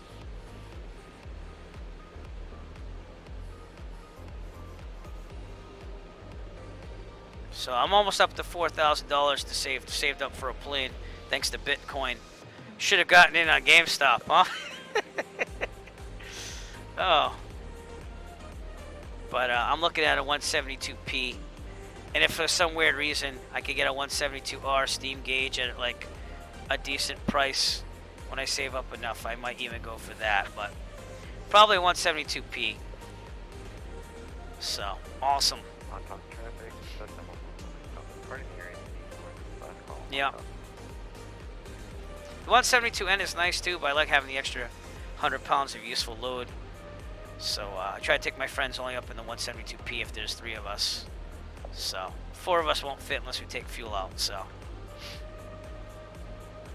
but the wife and kids, if they ever do want to fly with me someday, we'd be able to fit in either one, you know, because they're young. So, but all right, climb the 7,500. We're gonna lean out the mixture a little bit more. Get those RPMs. They don't really rise in this thing that much, so I think you'll be fine. You just plan it out appropriately. You know, take precautions and do that. That's awesome. I'm a little jealous. That's awesome, man. Yep. Well, I think you should look at it as an adventure and have fun at it, you know? And you get to log all those hours. Just saying. So you gotta go solo, or you gotta take someone with you? Solo? Cool. Explore the country, dude. Do it up while you're out there. You know? That's what I like about flying. I like being able to say, hey, in non-COVID times, I'm gonna fly out to New York today for a day trip and do this and that and come back. Yeah, that'd probably be a good idea just in case, but yeah. It's gonna be fun. You should take pictures the whole way and post them on our Discord there. Because that'd be interesting. It's like you're a ferry pilot, but not really, but yes, you are. All right, again. Quickly look into our right, Block Island. The winds are whipping out there, and we definitely did feel that on Montauk. Yep.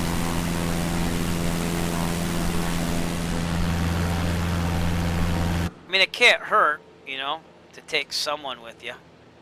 So, that's why I asked. But you could also do it. I mean, it's up to your parents, obviously. They're the ones probably helping to get the plane, so. And they're taking flight lessons right now? Yeah. Well, just call it a safety pilot. Kind of like, you know, when you practice your instruments. Keep you on the up and up, that's all.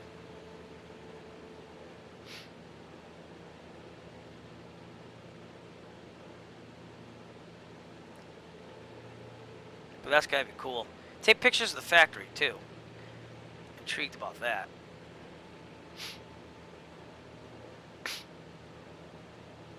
Alright, and this would be probably the most dangerous part of our flight, flying over Rhode Island Sound, so. Oh, you're their son. Parents are like that. And believe me, when you lose one, you're gonna appreciate what they did, so. That's just the way parents are. Enjoy them while you have them, bud.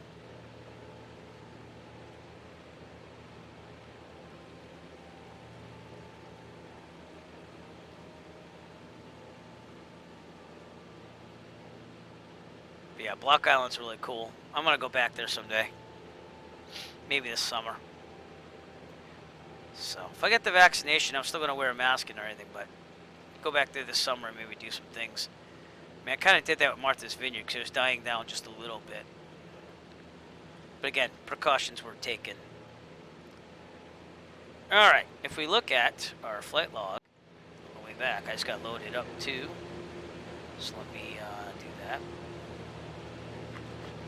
Again, this is what you do. You plan out the whole flight before you do it. I should get to Point Judith at about 27 minutes of flight time. And I always overestimate the climb rate. I say it's 1,000 feet per minute. So it might not take that long. But we'll get our first reading there with my stopwatch, which I started late. And then we'll adjust all the times from there, and we should get about those times on every other checkpoint. So.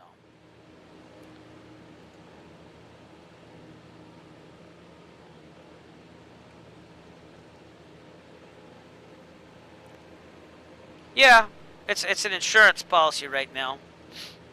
But if you take a safety pilot with you, I think it's good that you, in my personal opinion, I think it's good that you get someone like an instructor or something to go into some IMC weather here and there, so that way you keep that experience and it's not just simulated or doing it on a good day just for the heck of doing it, you know? So, again, my instructor, we were doing the pattern a couple times and the weather was coming in and he took the plane over, but I got to see what it was like, and it's, you know, something you should probably keep up after you get your instrument rating here and there. It's kind of like doing the maneuvers here and there when you're flying. Not that we do that a lot, but keeping that up because you got the biannual review, which I don't have till next January 2021. I'm good till then because I did the Wings program, which I probably have to enroll in that this summer. But I don't know if I showed everyone. They give you a fancy pin. So Nick, when you do it, because I know that you said you signed up for it, a Vemco, which is an insurance company that teams up with the FAA, you get a little set of wings. See that? They're pretty sweet too. So I don't know what I'm gonna do on that. I might put them on my flight jacket, but I don't know. All right, believe it or not, we're still climbing to 7,500. Again, to have a lot of altitude over this water here. In case there were a problem, I don't know, engine out or something, we could still hopefully make it somewhere, or at least close to the shore. I don't see why you say that, because those are the people that die, the ones that are dumb. You're not a wuss. You're trained, you could do it. All right, back to 2,400. Because I doubt I'm going to use the instrument a lot. It's more just to feel safe and secure, so. Yeah. Well, occasionally do it. Like, say, like 3 times a year, I'm going to make sure I definitely go into IMC, and I'll take an instructor with me, you know, or something like that. So, because you need that experience, though. You can't just, like, do the instrument and then never experience it, because that's keeping current, you know. That's one thing you can tell your parents. I gotta maintain my proficiency in currency. All right, we are pretty good here, 7,500-ish. And now it's saying that flight time should be about 39 minutes from here, seeing that we're in cruise. So we're looking pretty good. Trimming up just slightly, a little bit down.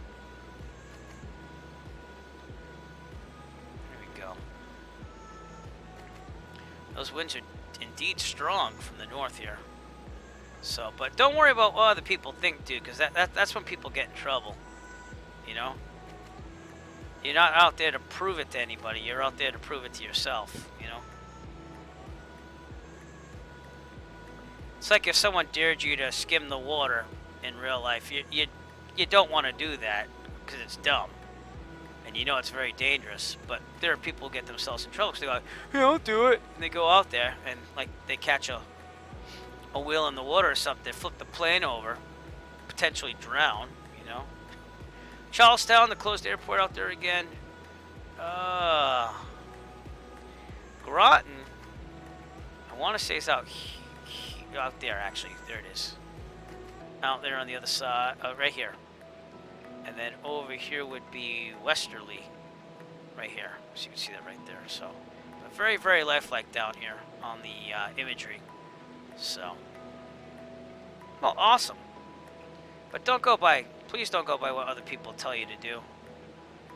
You know, that's the problem with this world. There's too many followers and not enough leaders. And I'm older, obviously, so. But when I became a musician, that's where I learned. Be yourself. Do you, you know? So. Alright, we're coming up on Point Judith up ahead. Right there.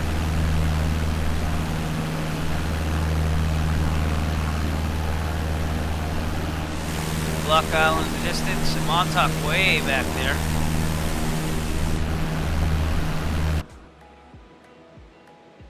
Yeah, I agree with that too, though. You need that reassurance. But you're a young man my friend, and that's why your parents still care.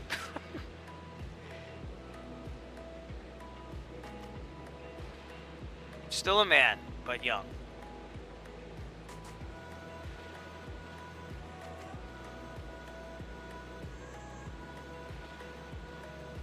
Oh. Can't hurt. So, do you have to get signed off to go solo on IFRs just like private? 5,500, 9 o'clock. Looking for you. I don't really see ya.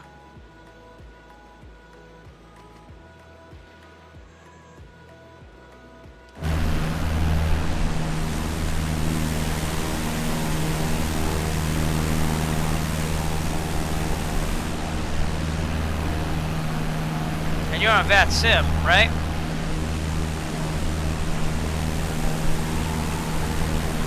It's that mod, you know what I'm saying? I'm looking for some type of light, like a nav light. Should see a green. I don't know, man. I trust that you're down there, I just don't see ya.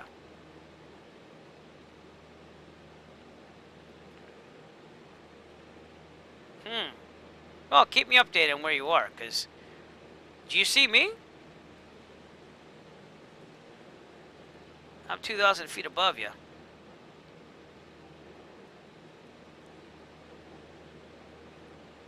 I mean, I wouldn't think so. I mean, unless there's something you have to sign saying you got enough proficient training in IFR procedures to do a solo.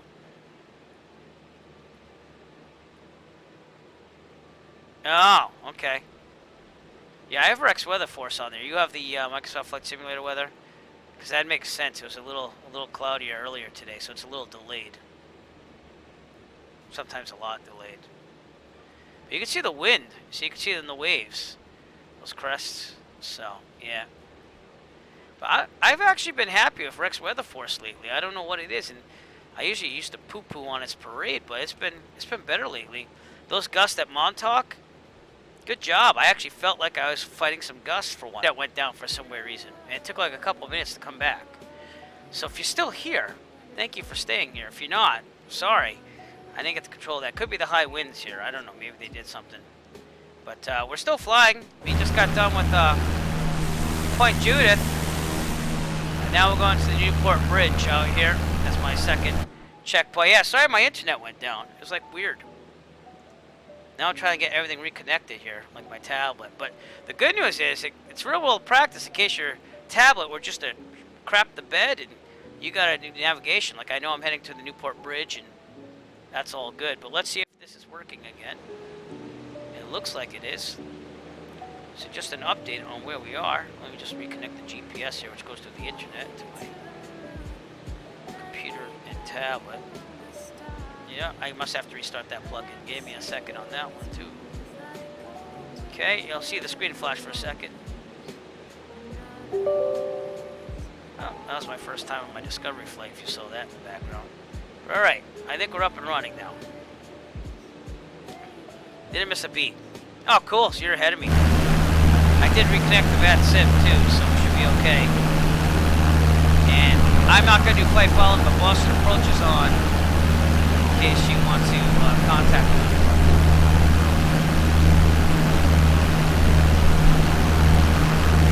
I'm still looking for you. I don't know where you are, Good Fixins. Wait, might have seen you. No, that's the beacon from Newport. Thinking about flying there tomorrow. I don't know. They're in North Central.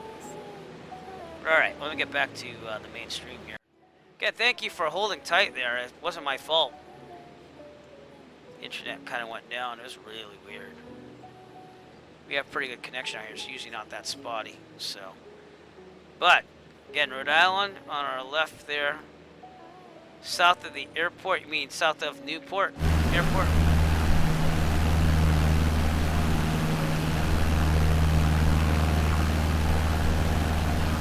I'm looking for you. I'm connected too. So.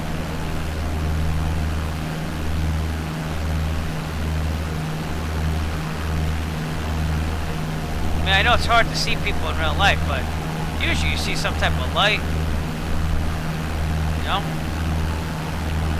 I'll keep my eyes open for you. But all I see is the rotating beacon of Newport State Airport there.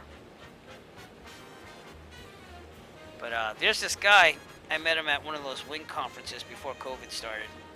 And he flies out of Newport. And I forget what plane he flies, but he does acrobatics and stuff. It's pretty cool. Well, sometimes you could see him. Like, I saw that landing light coming into Montauk, you know. That was very realistic in real life. And it is hard to see planes in real life, but it's usually you could see like a light or something eventually if you know where to look, you know. Especially when you can zoom in like this, you know.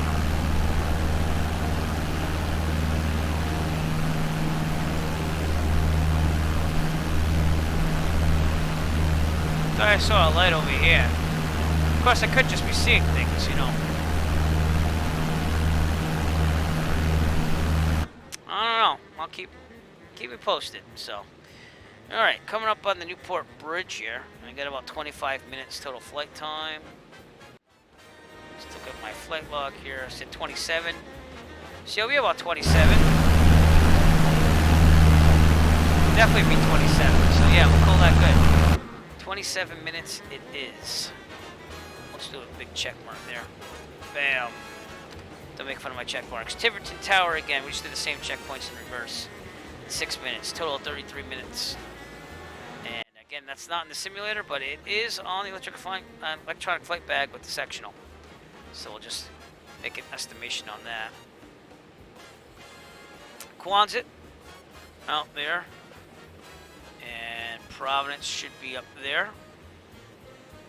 So this is the boonies of Rhode Island. If you go to the west, that's like the farming land people. But again, it's a state that you can see almost the whole state up from here. So it's very weird to people that aren't from around here.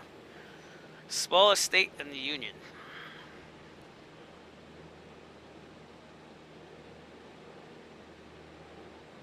Pretty stable here, though. On the plane, trimmed out nicely.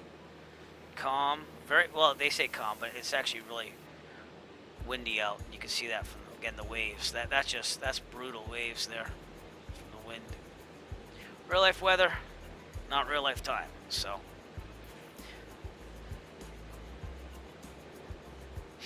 local time would be a little bit after 12:30. Yeah, so we got about 26.5 minutes from here to Plymouth after this. Again, I've flown this a lot of times.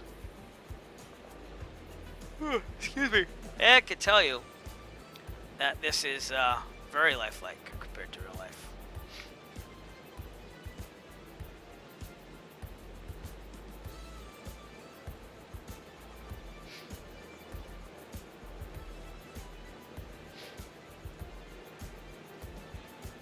I'm glad they fixed the Avere app, because that's the electronic flight bag of choice because it's free. It does everything I need it to do. I'm not really flying enough to say, hey, let me buy 4Flight. So, but if I was flying like every other day or something like that, that would definitely probably be the one to go with. And I'm not an Apple guy to begin with. I'm not really an Apple products type guy. So, but I just bought this Samsung Tab S6 and it's been fantastic. So I love the S Pen of these things. I had a Tab S3 before this, which I still have, but I was using that for my flying, and it was a little old. It was getting a little slow, and there wasn't enough memory to download all the charts on it. It had 32 gigabytes of internal memory. So I went and upgraded the Tab S6 with 256 gigabytes, and that's more than enough. So bought it used on eBay. Got a good price on it. I don't try to buy things new unless I really have to, so save some money that way. But yeah, I did fix my handheld radio today too, the Sporty's SP-400. It's made of cheap plastic, so I had to like super glue some things, and then the little thing to get the battery pack off the back, the little button that you push to unlock it. Yeah, that like went on me. It was just like flapping around, so I actually fixed it with a rubber band. I supported it with a rubber band on the inside. And it works just like new, if not even better than when I had it. So I bought that used too on eBay. Got a good price on that as well. But handheld radio, Not that I've had to use it in an emergency situation. Definitely a good buy. I don't see anything negative about that. And you can save money by getting your weather on the ramp with the engine off. So,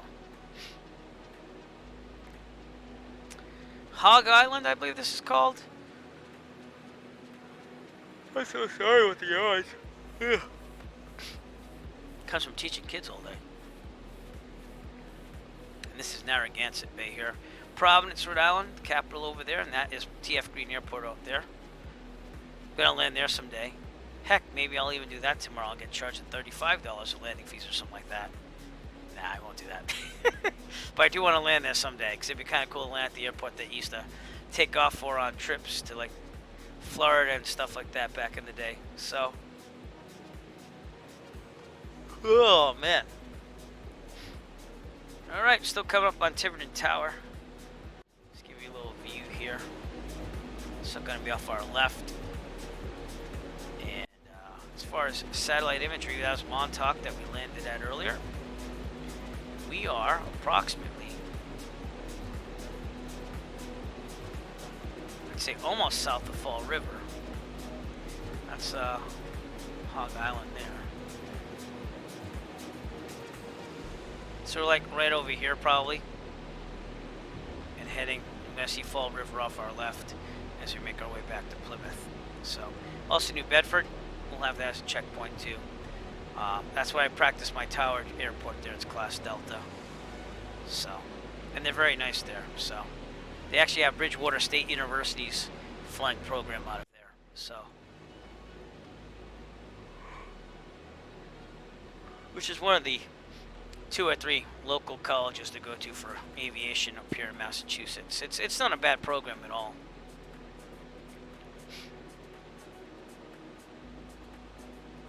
But it's not like Embry-Riddle. Just saying. Doesn't have that same nuance with the name. Okay, Tiverton Tower coming up off our left. It should be right below this little body of water, which makes it another good viewpoint. So if you can't see it, then you know it's right below here. And Fall River over there. There used to be an airport, but they had the landfill build up too close next to it. So they ended up closing the airport in Fall River, just making it warehouses and stuff. The Amazon warehouse is over there now too, so I guess it was good for something, right? Good Fix-Its, where are you now? Ugh, sorry.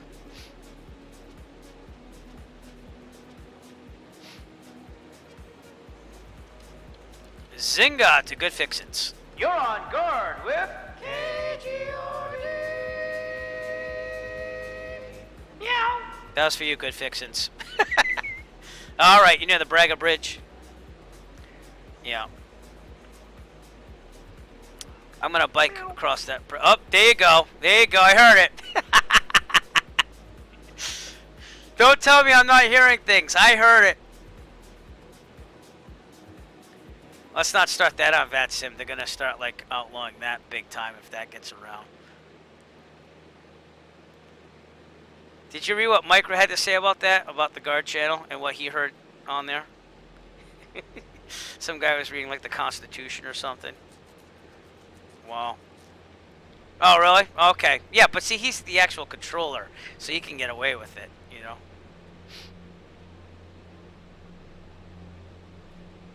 Oh, man. Don't do it too many times, though, because then you'll have you'll have a problem like this.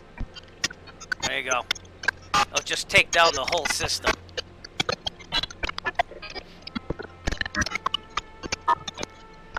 Alright, Tiverton Tower.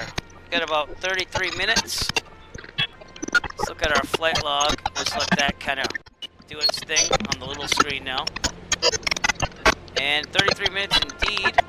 It's now New Bedford in a total of 40 minutes, 7 minutes away. Thank God that's one. That's kind of an annoying one. I don't know if I'm going to keep that one. Yeah.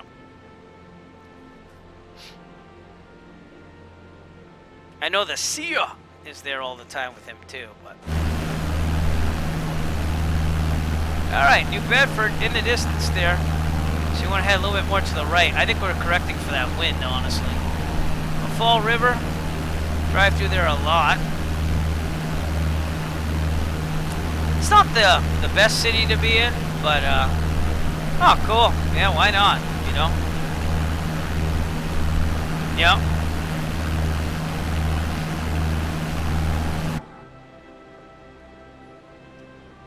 I might even make that a t-shirt. I gotta be honest with you. If I ever get into the merch category of things, we'll make a KGRD t-shirt, sell it, raise some money. But this is the Braga Bridge. Again, it doesn't look like that. So, and then this is the old bridge that came before the Braga Bridge. And then this one actually, no, they tore it down. I'm sorry. This is the bridge that replaced the old bridge that the Braga Bridge, I don't know. They have ships come here through, and they had a bridge that would have a drawbridge go up and down. They kind of got tired of that, and it used to get stuck too. So they built this bridge here to go across the water. So, yep, that'd be Assawamsett Pond. That'd be a huge pond, yep. Well, you know, there's nothing wrong with that. So, I believe he's a follower of my channel too as well, so. But I used to live right over here in some apartments in my recently married days. Or was it there? Actually, it was more further up, I think. It was near where the airport was. Yeah, actually, it was more up here. Because this windmill's kind of around the airport. See that? That's the landfill. And the airport was literally like right to the side of that. So, but now you can see like there's warehouses and stuff. But it's not the best place to live if you're in the city. But northern Fall River is actually not that bad. It's just that you don't want your kids to go to school there, you know? And actually, no, here's that bridge that replaced it. This is the old bridge. And that's the one that had the drawbridge that would get stuck. So they kind of, they did away with it. Or something like that. I don't know what they did. But this is the new bridge going across. I'm actually, where I live, I'm actually biking. I'm going to bike all the way down here in the Battleship Cove. So I'm actually going to do that on my e-bike someday. I got as far as here, but then I got confused on how to cross the bridge until I researched it after. And they have actually a bike trail on the left side of the bridge only. So I have to go there to go across. So, but it is what it is, you know. All right, we're very close to New Bedford. Airport Grill, excellent place to eat in better times, but they had a heck of a Cobb salad. That's like my plate of choice there, seeing I try to be a little healthy. And a little expensive, but they give you a good size salad for what you pay. It's really the addition of the protein on the salad that they get you on. But again, in my recent Eric Flight video, that's where I landed and went. It was New Bedford right there on our right. And that is our next checkpoint. We should be there in about 3 minutes. So it looks like it's working out. It's 3 minutes right about there. Yeah, I can see that. Good fixage. Are you flying the 152 also? The default? Want to see if I can see any traffic down there. Not really. You would see traffic there in real life. See a lot of it. This is 195. Actually, let me get it all situated here. 195 is actually the bridge. See, now I'm like not thinking. Yeah, that is 195. So that goes all the way down the coast here. Then you have Cape Cod in the distance. It's another place I can fly tomorrow's Hyannis. Yeah, which mod? The new one or the C-152X mod? So I have that new mod too, but for some reason, I mean, I'm also kicked back to 2,400. Yeah. I don't know. It seems overpowered to me in certain places. So, might kind of disagree with me on that, but I felt like it was a little overpowered.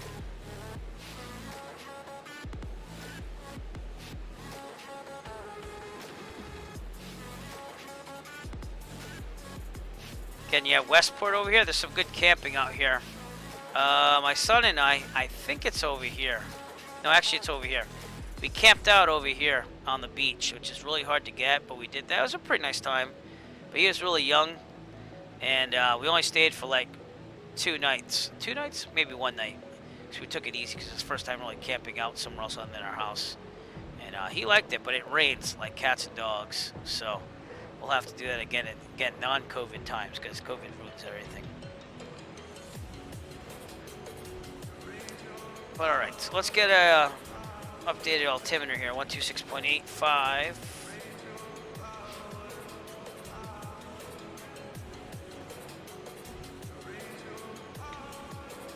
That'll be the New Bedford ATIS. Information November 1700 Zulu. Wind tree 47 at 49er. Visibility 9er. Sky condition clear. Temperature -3. Dew point 1 tree. Altimeter tree 0.09er. Visual runway tree 2 in use. Landing and departing runway tree. Alright, so shut it down just a little bit.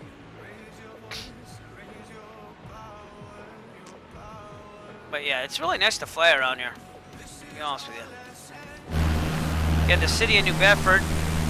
Not much better than Fall River. But coming over here, this is all swampland.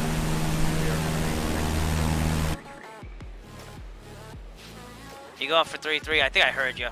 Kind of. I was kind of outside the plane, so. But New Bedford's always my go-to if I wanted lunch during non-COVID times. Yep. All right, I did hear you, 3-3. Okay, which makes sense.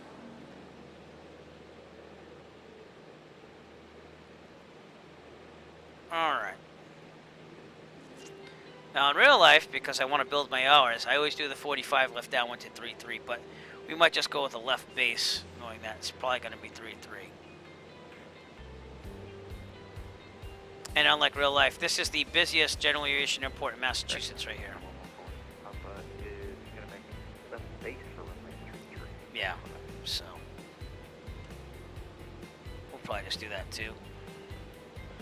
A lot of crazy stuff goes on over here in Plymouth because the CTAF and people think they know everything, and you know, that's why I just really watch myself in real life and do the 45, so. Oh, that's alright, you know. I did that at a Worcester. I was supposed to land on 29er, and that was like a class Delta airport. And I set up for what I thought was 29er, but it ended up being what, 3-3 or something like that.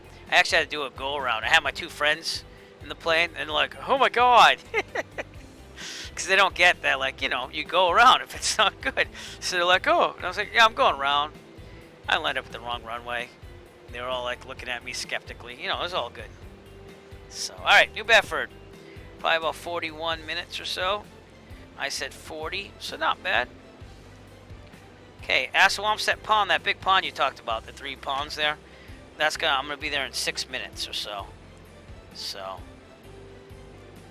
we'll see how that goes. But you can see that it's an awesome visual of anywhere right here. Assawamsett Pond. Sometimes you can even see Plymouth in the distance already. But I don't really see it right now. It's a little bit of haze. So but we will start our descent soon. We're 10 minutes out, 15 nautical miles. You know what? We will start our descent. So 2,100-ish. Just let it float down at about 500 feet per minute. Assawamsett will be our last checkpoint. But I pretty much know where I'm at because I've flown here so many times. Just what happens after a while. And we'll call about 10 nautical miles out or so. Yeah, I've had a lot of fun flying this 152 tonight. Even though I complain about being overpowered, it's been a joy, and I might be able to do it tomorrow for real. Who knows? So it's only $100 and I think it's $100 an hour wet to rent it, so it's the cheaper plane, but it does go slower, so it all adds up, you know. The true airspeed of the 172 is around 110, and the true airspeed of the 152 is about 100, so it takes you longer to get places, so it all works out. The cheapest 172 we have at the flight school is $125 an hour. It's VFR certified only. And it has like the oldest GPS you've ever seen in it. So I end up just using my electronic flight bag most of the time. But after this, I gotta go plug in all my electronics to charge them overnight for tomorrow. My ADS-B receiver, stuff like that. And I don't know. We'll see. I have to wake up tomorrow, check a briefing, see what the winds are doing, because it's gonna be close to the start time. I might even just wait at the airport for a little bit. So that's why I can't really plan a trip until I know what I'm dealing with. I trim down a little bit here.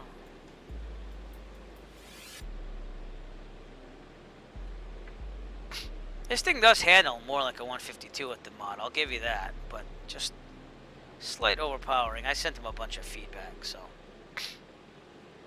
Alright, 135.625 is the ASOS. Kilo Papa Yankee Mike automated weather observation 1700 Zulu. Wind 347 at 44. Yeah. Visibility. It's not at 4.4, so you can clearly see that Rex Weather Force still has issues with giving the right winds there. But this is New Bedford, variable at 6 knots, so it's actually died down already in real life. Let's see what Sky Vector is doing with the winds here. I trust them the most here. It's New Bedford on Sky Vector, 280 at 7. Plymouth is 330 at 12. So either way, it's going to be runway 33. Traffic Cessna 114 with Papa on sign off for runway 23. All right, it's actually looking pretty decent, real life weather here. The gusts seem to have stopped. So now I'm wondering, hey, let's get an update on what the weather looks like for tomorrow for world flying. So we'll do that as we descend here. Let's see, METARs. Controlling forecast. All right, so this is out of Falmouth, closest to airport. Oh, they're saying by 5 a.m. it's going to be only 9 knots, but it's going to gust to 18. See, that's what I'm worried about. Because that's getting up there. But Boston says... Boston's gusting to 28 right now.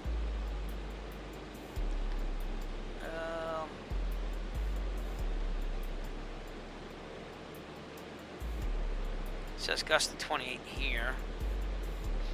So that is not looking the best right there. Here's Groton, Connecticut. See, it's gonna... Oh, no, even they're gonna have some gustiness too. So I don't know. I might just go local and take some gusts. Get used to it again. Put myself in there. So. But alright, we're heading a little south of the airport as well while we descend. And Assawamsett, we've got about 46... Yep, 46 minutes. Alright. We should be in Plymouth in 6, but I really don't worry about that by now, because now it's just getting to the airport, so. And the airport should be out there. I think it might be that little patch there. That's what I'm thinking. Or... Ah, it's right there. See, I wasn't even thinking. So yeah, 33 is the runway that goes that way. So again, we're going to head a little south here while we descend. Descend a little faster here. Kick it back a little bit. Add a little bit of mixture in there.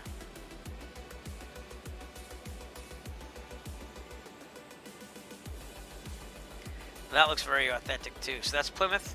Runway 33 is right there. And you know what? Seeing that I got to lose altitude, I am going to do the 45 left downwind. So we'll head north.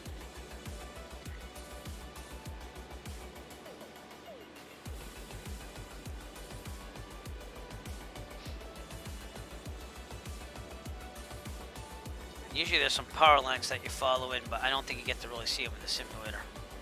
So,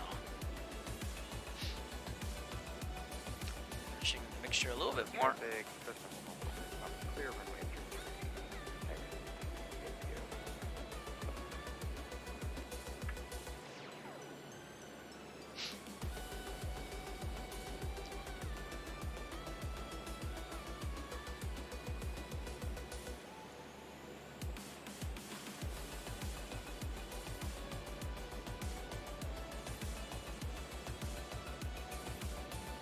So now I'm wondering what will happen to the Twitch video that records, seeing that I got kicked off online. I'm kind of intrigued about it. We'll have to see. I'm at 5,000. This thing definitely descending a little faster. Come on.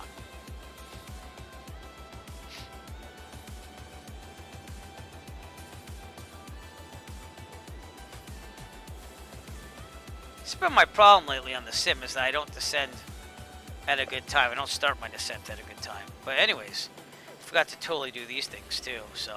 Ladies and gentlemen, as we start our descent, please make sure your seat backs and tray tables are in their full upright position. Make sure your seat belt is securely fastened, and all carry-on luggage is stowed safely and securely in the aircraft. Thank you. There's Plymouth right there. Gotta be aware of traffic coming in on the 45 in real life, so.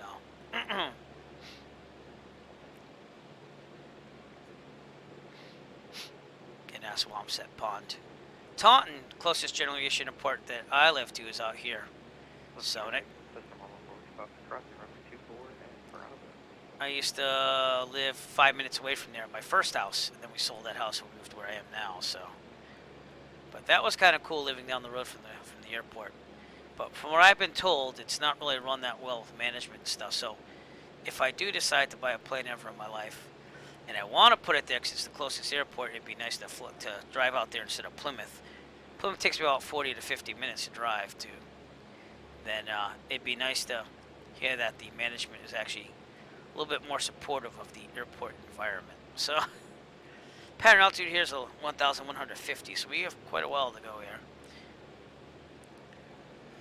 I'm trying to keep that down, but it keeps climbing on me. So. Crossing runway 15.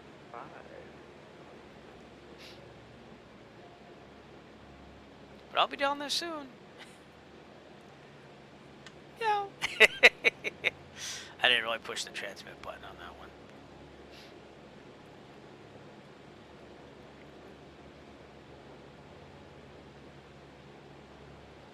So Nick, let me ask you this. How often do you listen to the guard station 121.5? Just monitoring it. Just wondering. Some people religiously do it. I really don't do it a lot, honestly. I gotta be honest with you. I have it programmed in there in case there's a problem, but I really don't monitor it a lot at all. So it's usually right here in COM 2, and it's on the standby.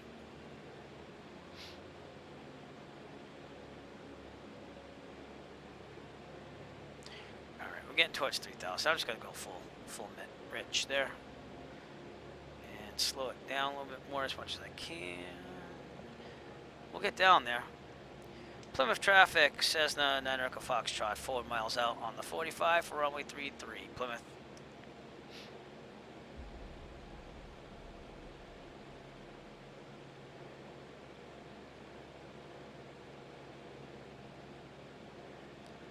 But Plymouth's a pretty nice place to fly. You can fly over the harbor and stuff. So. Oh, see? Well, it's not a bad habit to get into. Full rich on the mixture, good. Okay, carb heat, I'm going to kick it back to 17 already, get down there.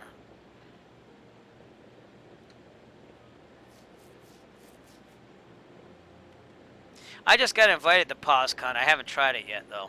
So, again, I like the idea of them using real-world CTAF frequencies.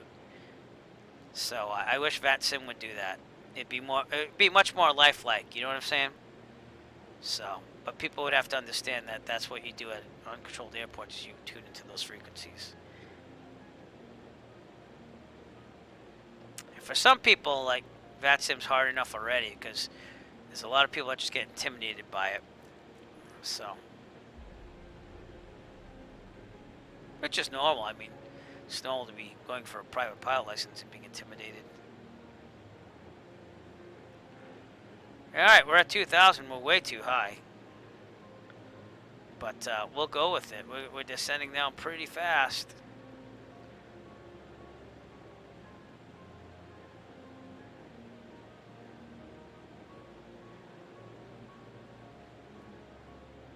Check on my left. This is the think that's the power line, so I'm a little bit off from the 45 there. But we'll make it happen either way. So, all right, turning downwind. Just slowly.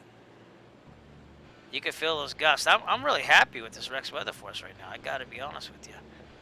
So, okay, we'll kick it up a little bit. Car repeat off. Right about there. Just getting situated. Actually, we're above cross the numbers there. So, all right, car repeat back on. We'll verify that it is good. 1700. Keep it straight. Let it bleed off until we get to 80. 10 degrees of flaps. Nose down.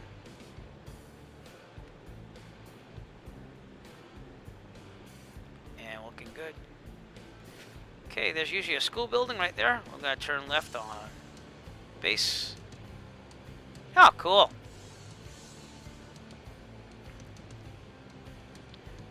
And maybe don't want to go that low on the airspeed. That'd be bad. Okay, 1500 right about now. I want to do barrel Another 10 rolls and degrees. loop-the-loops. Yeah. Thank all that you kind of stuff. to, oh, who is We that? don't do that kind of flying here. Sem the Master, Dangerous, 0, irresponsible. for subscribing to me on Twitch. Who does? Flat. Plymouth traffic says the 9 Echo Foxtrot, left base, runway 33, Plymouth. Now we're going to turn final. Keep that airspeed up though, oh my god. Got a little distracted there, I won't lie. Well, hello, Sem the Master. How are you, sir? Nice to see you. Thank you for following me on Twitch. Pleasure. We're just finishing up this flight here from Montauk back to Plymouth, Massachusetts, which is my real world home base. And we're going to land on runway 33 here, so. I'm good. I'm good. Looking forward to tomorrow. Maybe flying for real, maybe not. Who knows? Have to see what the weather holds for me. Alright, here we go. We're on a good setup. Now, see, in real life, you have to worry about these trees. The wind whips around it, and it gives you a little bit of a wind tear down here. So you have to... It's a little tricky sometimes. So usually we aim to land down the runway. We don't land at the numbers, because it just gives us a little bit more buffering time with the wind. But see, like, way too fast right now. I'm pulling up the throttle right now. Full flaps, which is slowing down even more. A little bit of throttle. It's a little gusty. It should be about 65 because of that. And see, right now you'd feel like a little wind kicking you around, but we're okay in the sim. Yeah, there we go. That was kind of lifelike. Right there. You see that little push there? Okay, throttle's out. Just got to land it.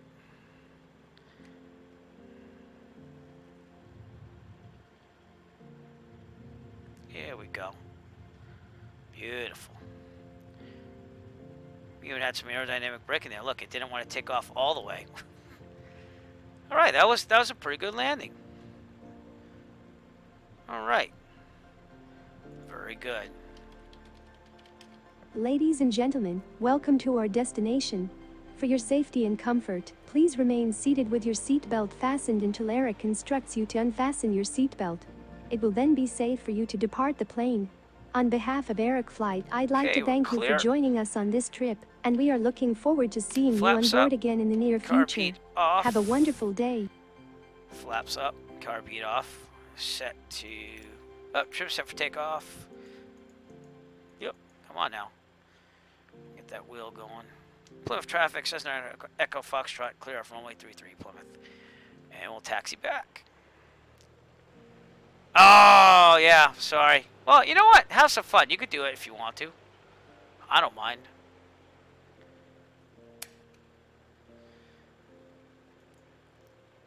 Or do you mean stick the landing? Oh, there you go. That's going to become yours and yours alone, sir, because you do it like every single broadcast. But seeing that I changed to OBS, they actually work pretty good now, so I'm happy with that. So, yeah, no problem. Please, whenever you want to. That makes things interesting on the stream for down times like taxing back, you know?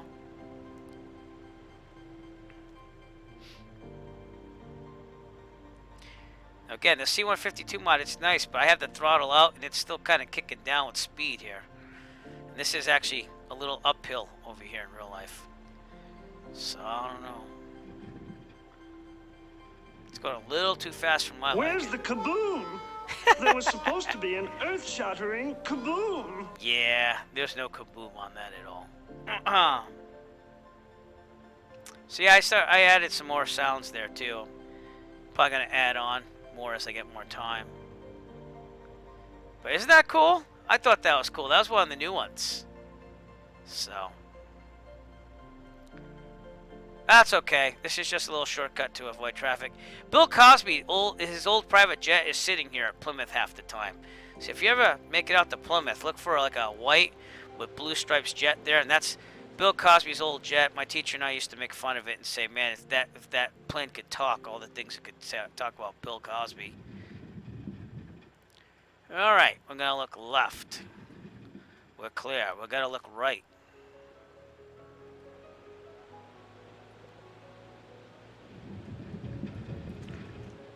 I'm just going to call it clear. Plymouth traffic, Cessna Echo Foxtrot crossing runway 624 at Kilo, Plymouth. Because it's Kilo, it's not Charlie. I'm pretty sure it's Kilo from my memory.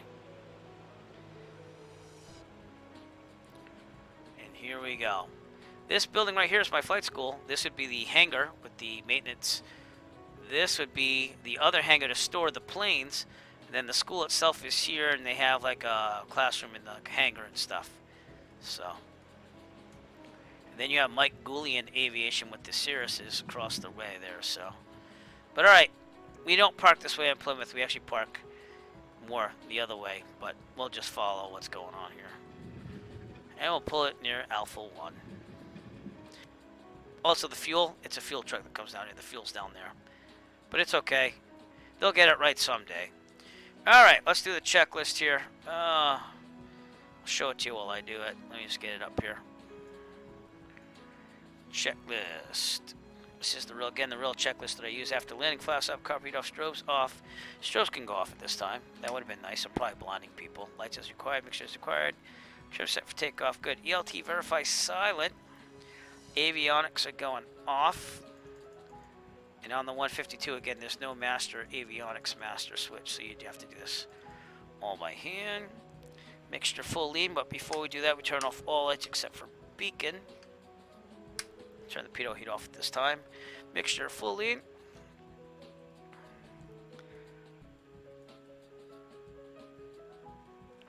That took the longest time ever. Master off. Actually, mags off, master off, beacon off, and parking brake is already on. So, that's it. And take you over a little swing over Plymouth Harbor while we're here, which is like where the Pilgrims landed way back in the day. But for some reason, my drone's not moving faster. What's up?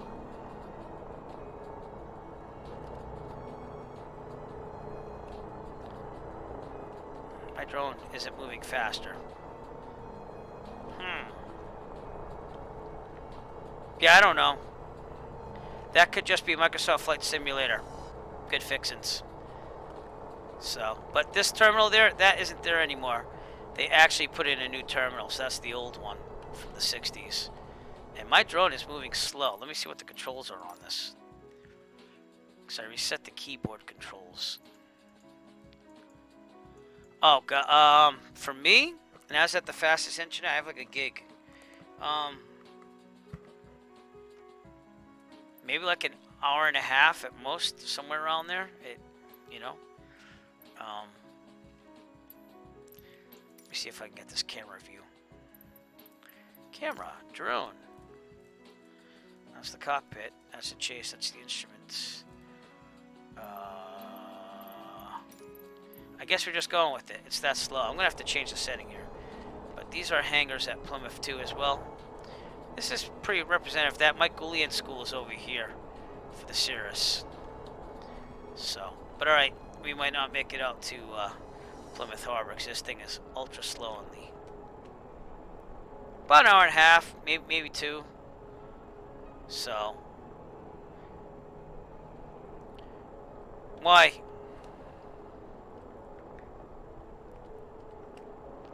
Okay, Plymouth Harbor's out over here. Again, downtown Plymouth over here. The Pilgrims settled over there. The Mayflower landed off the sandbar over there. And I'm sorry that the drone, I can't get it to speed up because the buttons aren't defaulted. Actually, they are. So why isn't this going faster?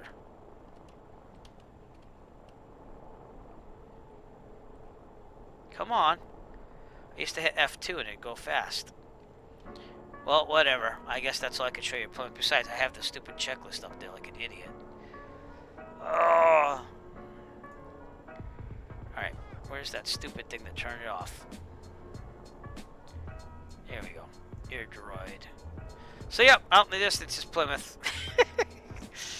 And, a lot of campgrounds around here and stuff like that. The places that you see like this are cranberry bogs. So that's what you're seeing there. And that's pretty much what Plymouth's famous for. Pilgrims, cranberries, and the airport being the busiest general aviation airport in Massachusetts. So, but anyways, we're going to go back to the plane. And we're going to end our stream here, ladies and gentlemen. Thank you so much for thank you so much for tuning in tonight. And I'm glad that you do like the stream. We're trying to make it more interactive and stuff. I'm trying to get more people to tune in frequently. And maybe it's me, because I have kids and a wife and can only stream like twice a week at most. But I try my best. Remember to check out Eric Flight on YouTube, where I post real-world videos. I'm also slowly uploading all these Twitch videos to archive them on the Eric Flight live stream YouTube channel. I haven't really announced that entirely yet, but I'm uploading them as I did. I just got done uploading that. What I like to stab best. Arms, Oh, man. legs. Oh, I like a baby spicy Slim Jim. Step into it, yeah. Inspired by getting some Macho Slim Jim in my stocking from Christmas. I don't know if that was a good decision or not. But, anyways, I'd like to say thank you for coming out tonight. Tune in again and check out Eric Flight on YouTube. Subscribe, like, follow. Do whatever it takes to support this channel. And hopefully we can get some trivia going on soon. Because honestly, like, it'd be kind of cool to give out a prize or something. I think that we're getting to the point where, you know, people supported me enough. I'd like to give some back. So, but anyways, thank you for coming out tonight. Broccoli the Great, thank you for coming out tonight. Good Fixins as always, thank you. Sem the Master, thank you for following and coming out tonight. Nick, I'll always see you. Thank you for coming out tonight. And I hope I didn't miss anyone else. I'm checking through the whole thing here. Oh, good night for you. Nice for you, if you will. It has a G before, so I'm just going with a silent G. Nice for you. Thank you for coming out tonight. And with that, I'm going to say, have a great night, and we'll see you soon.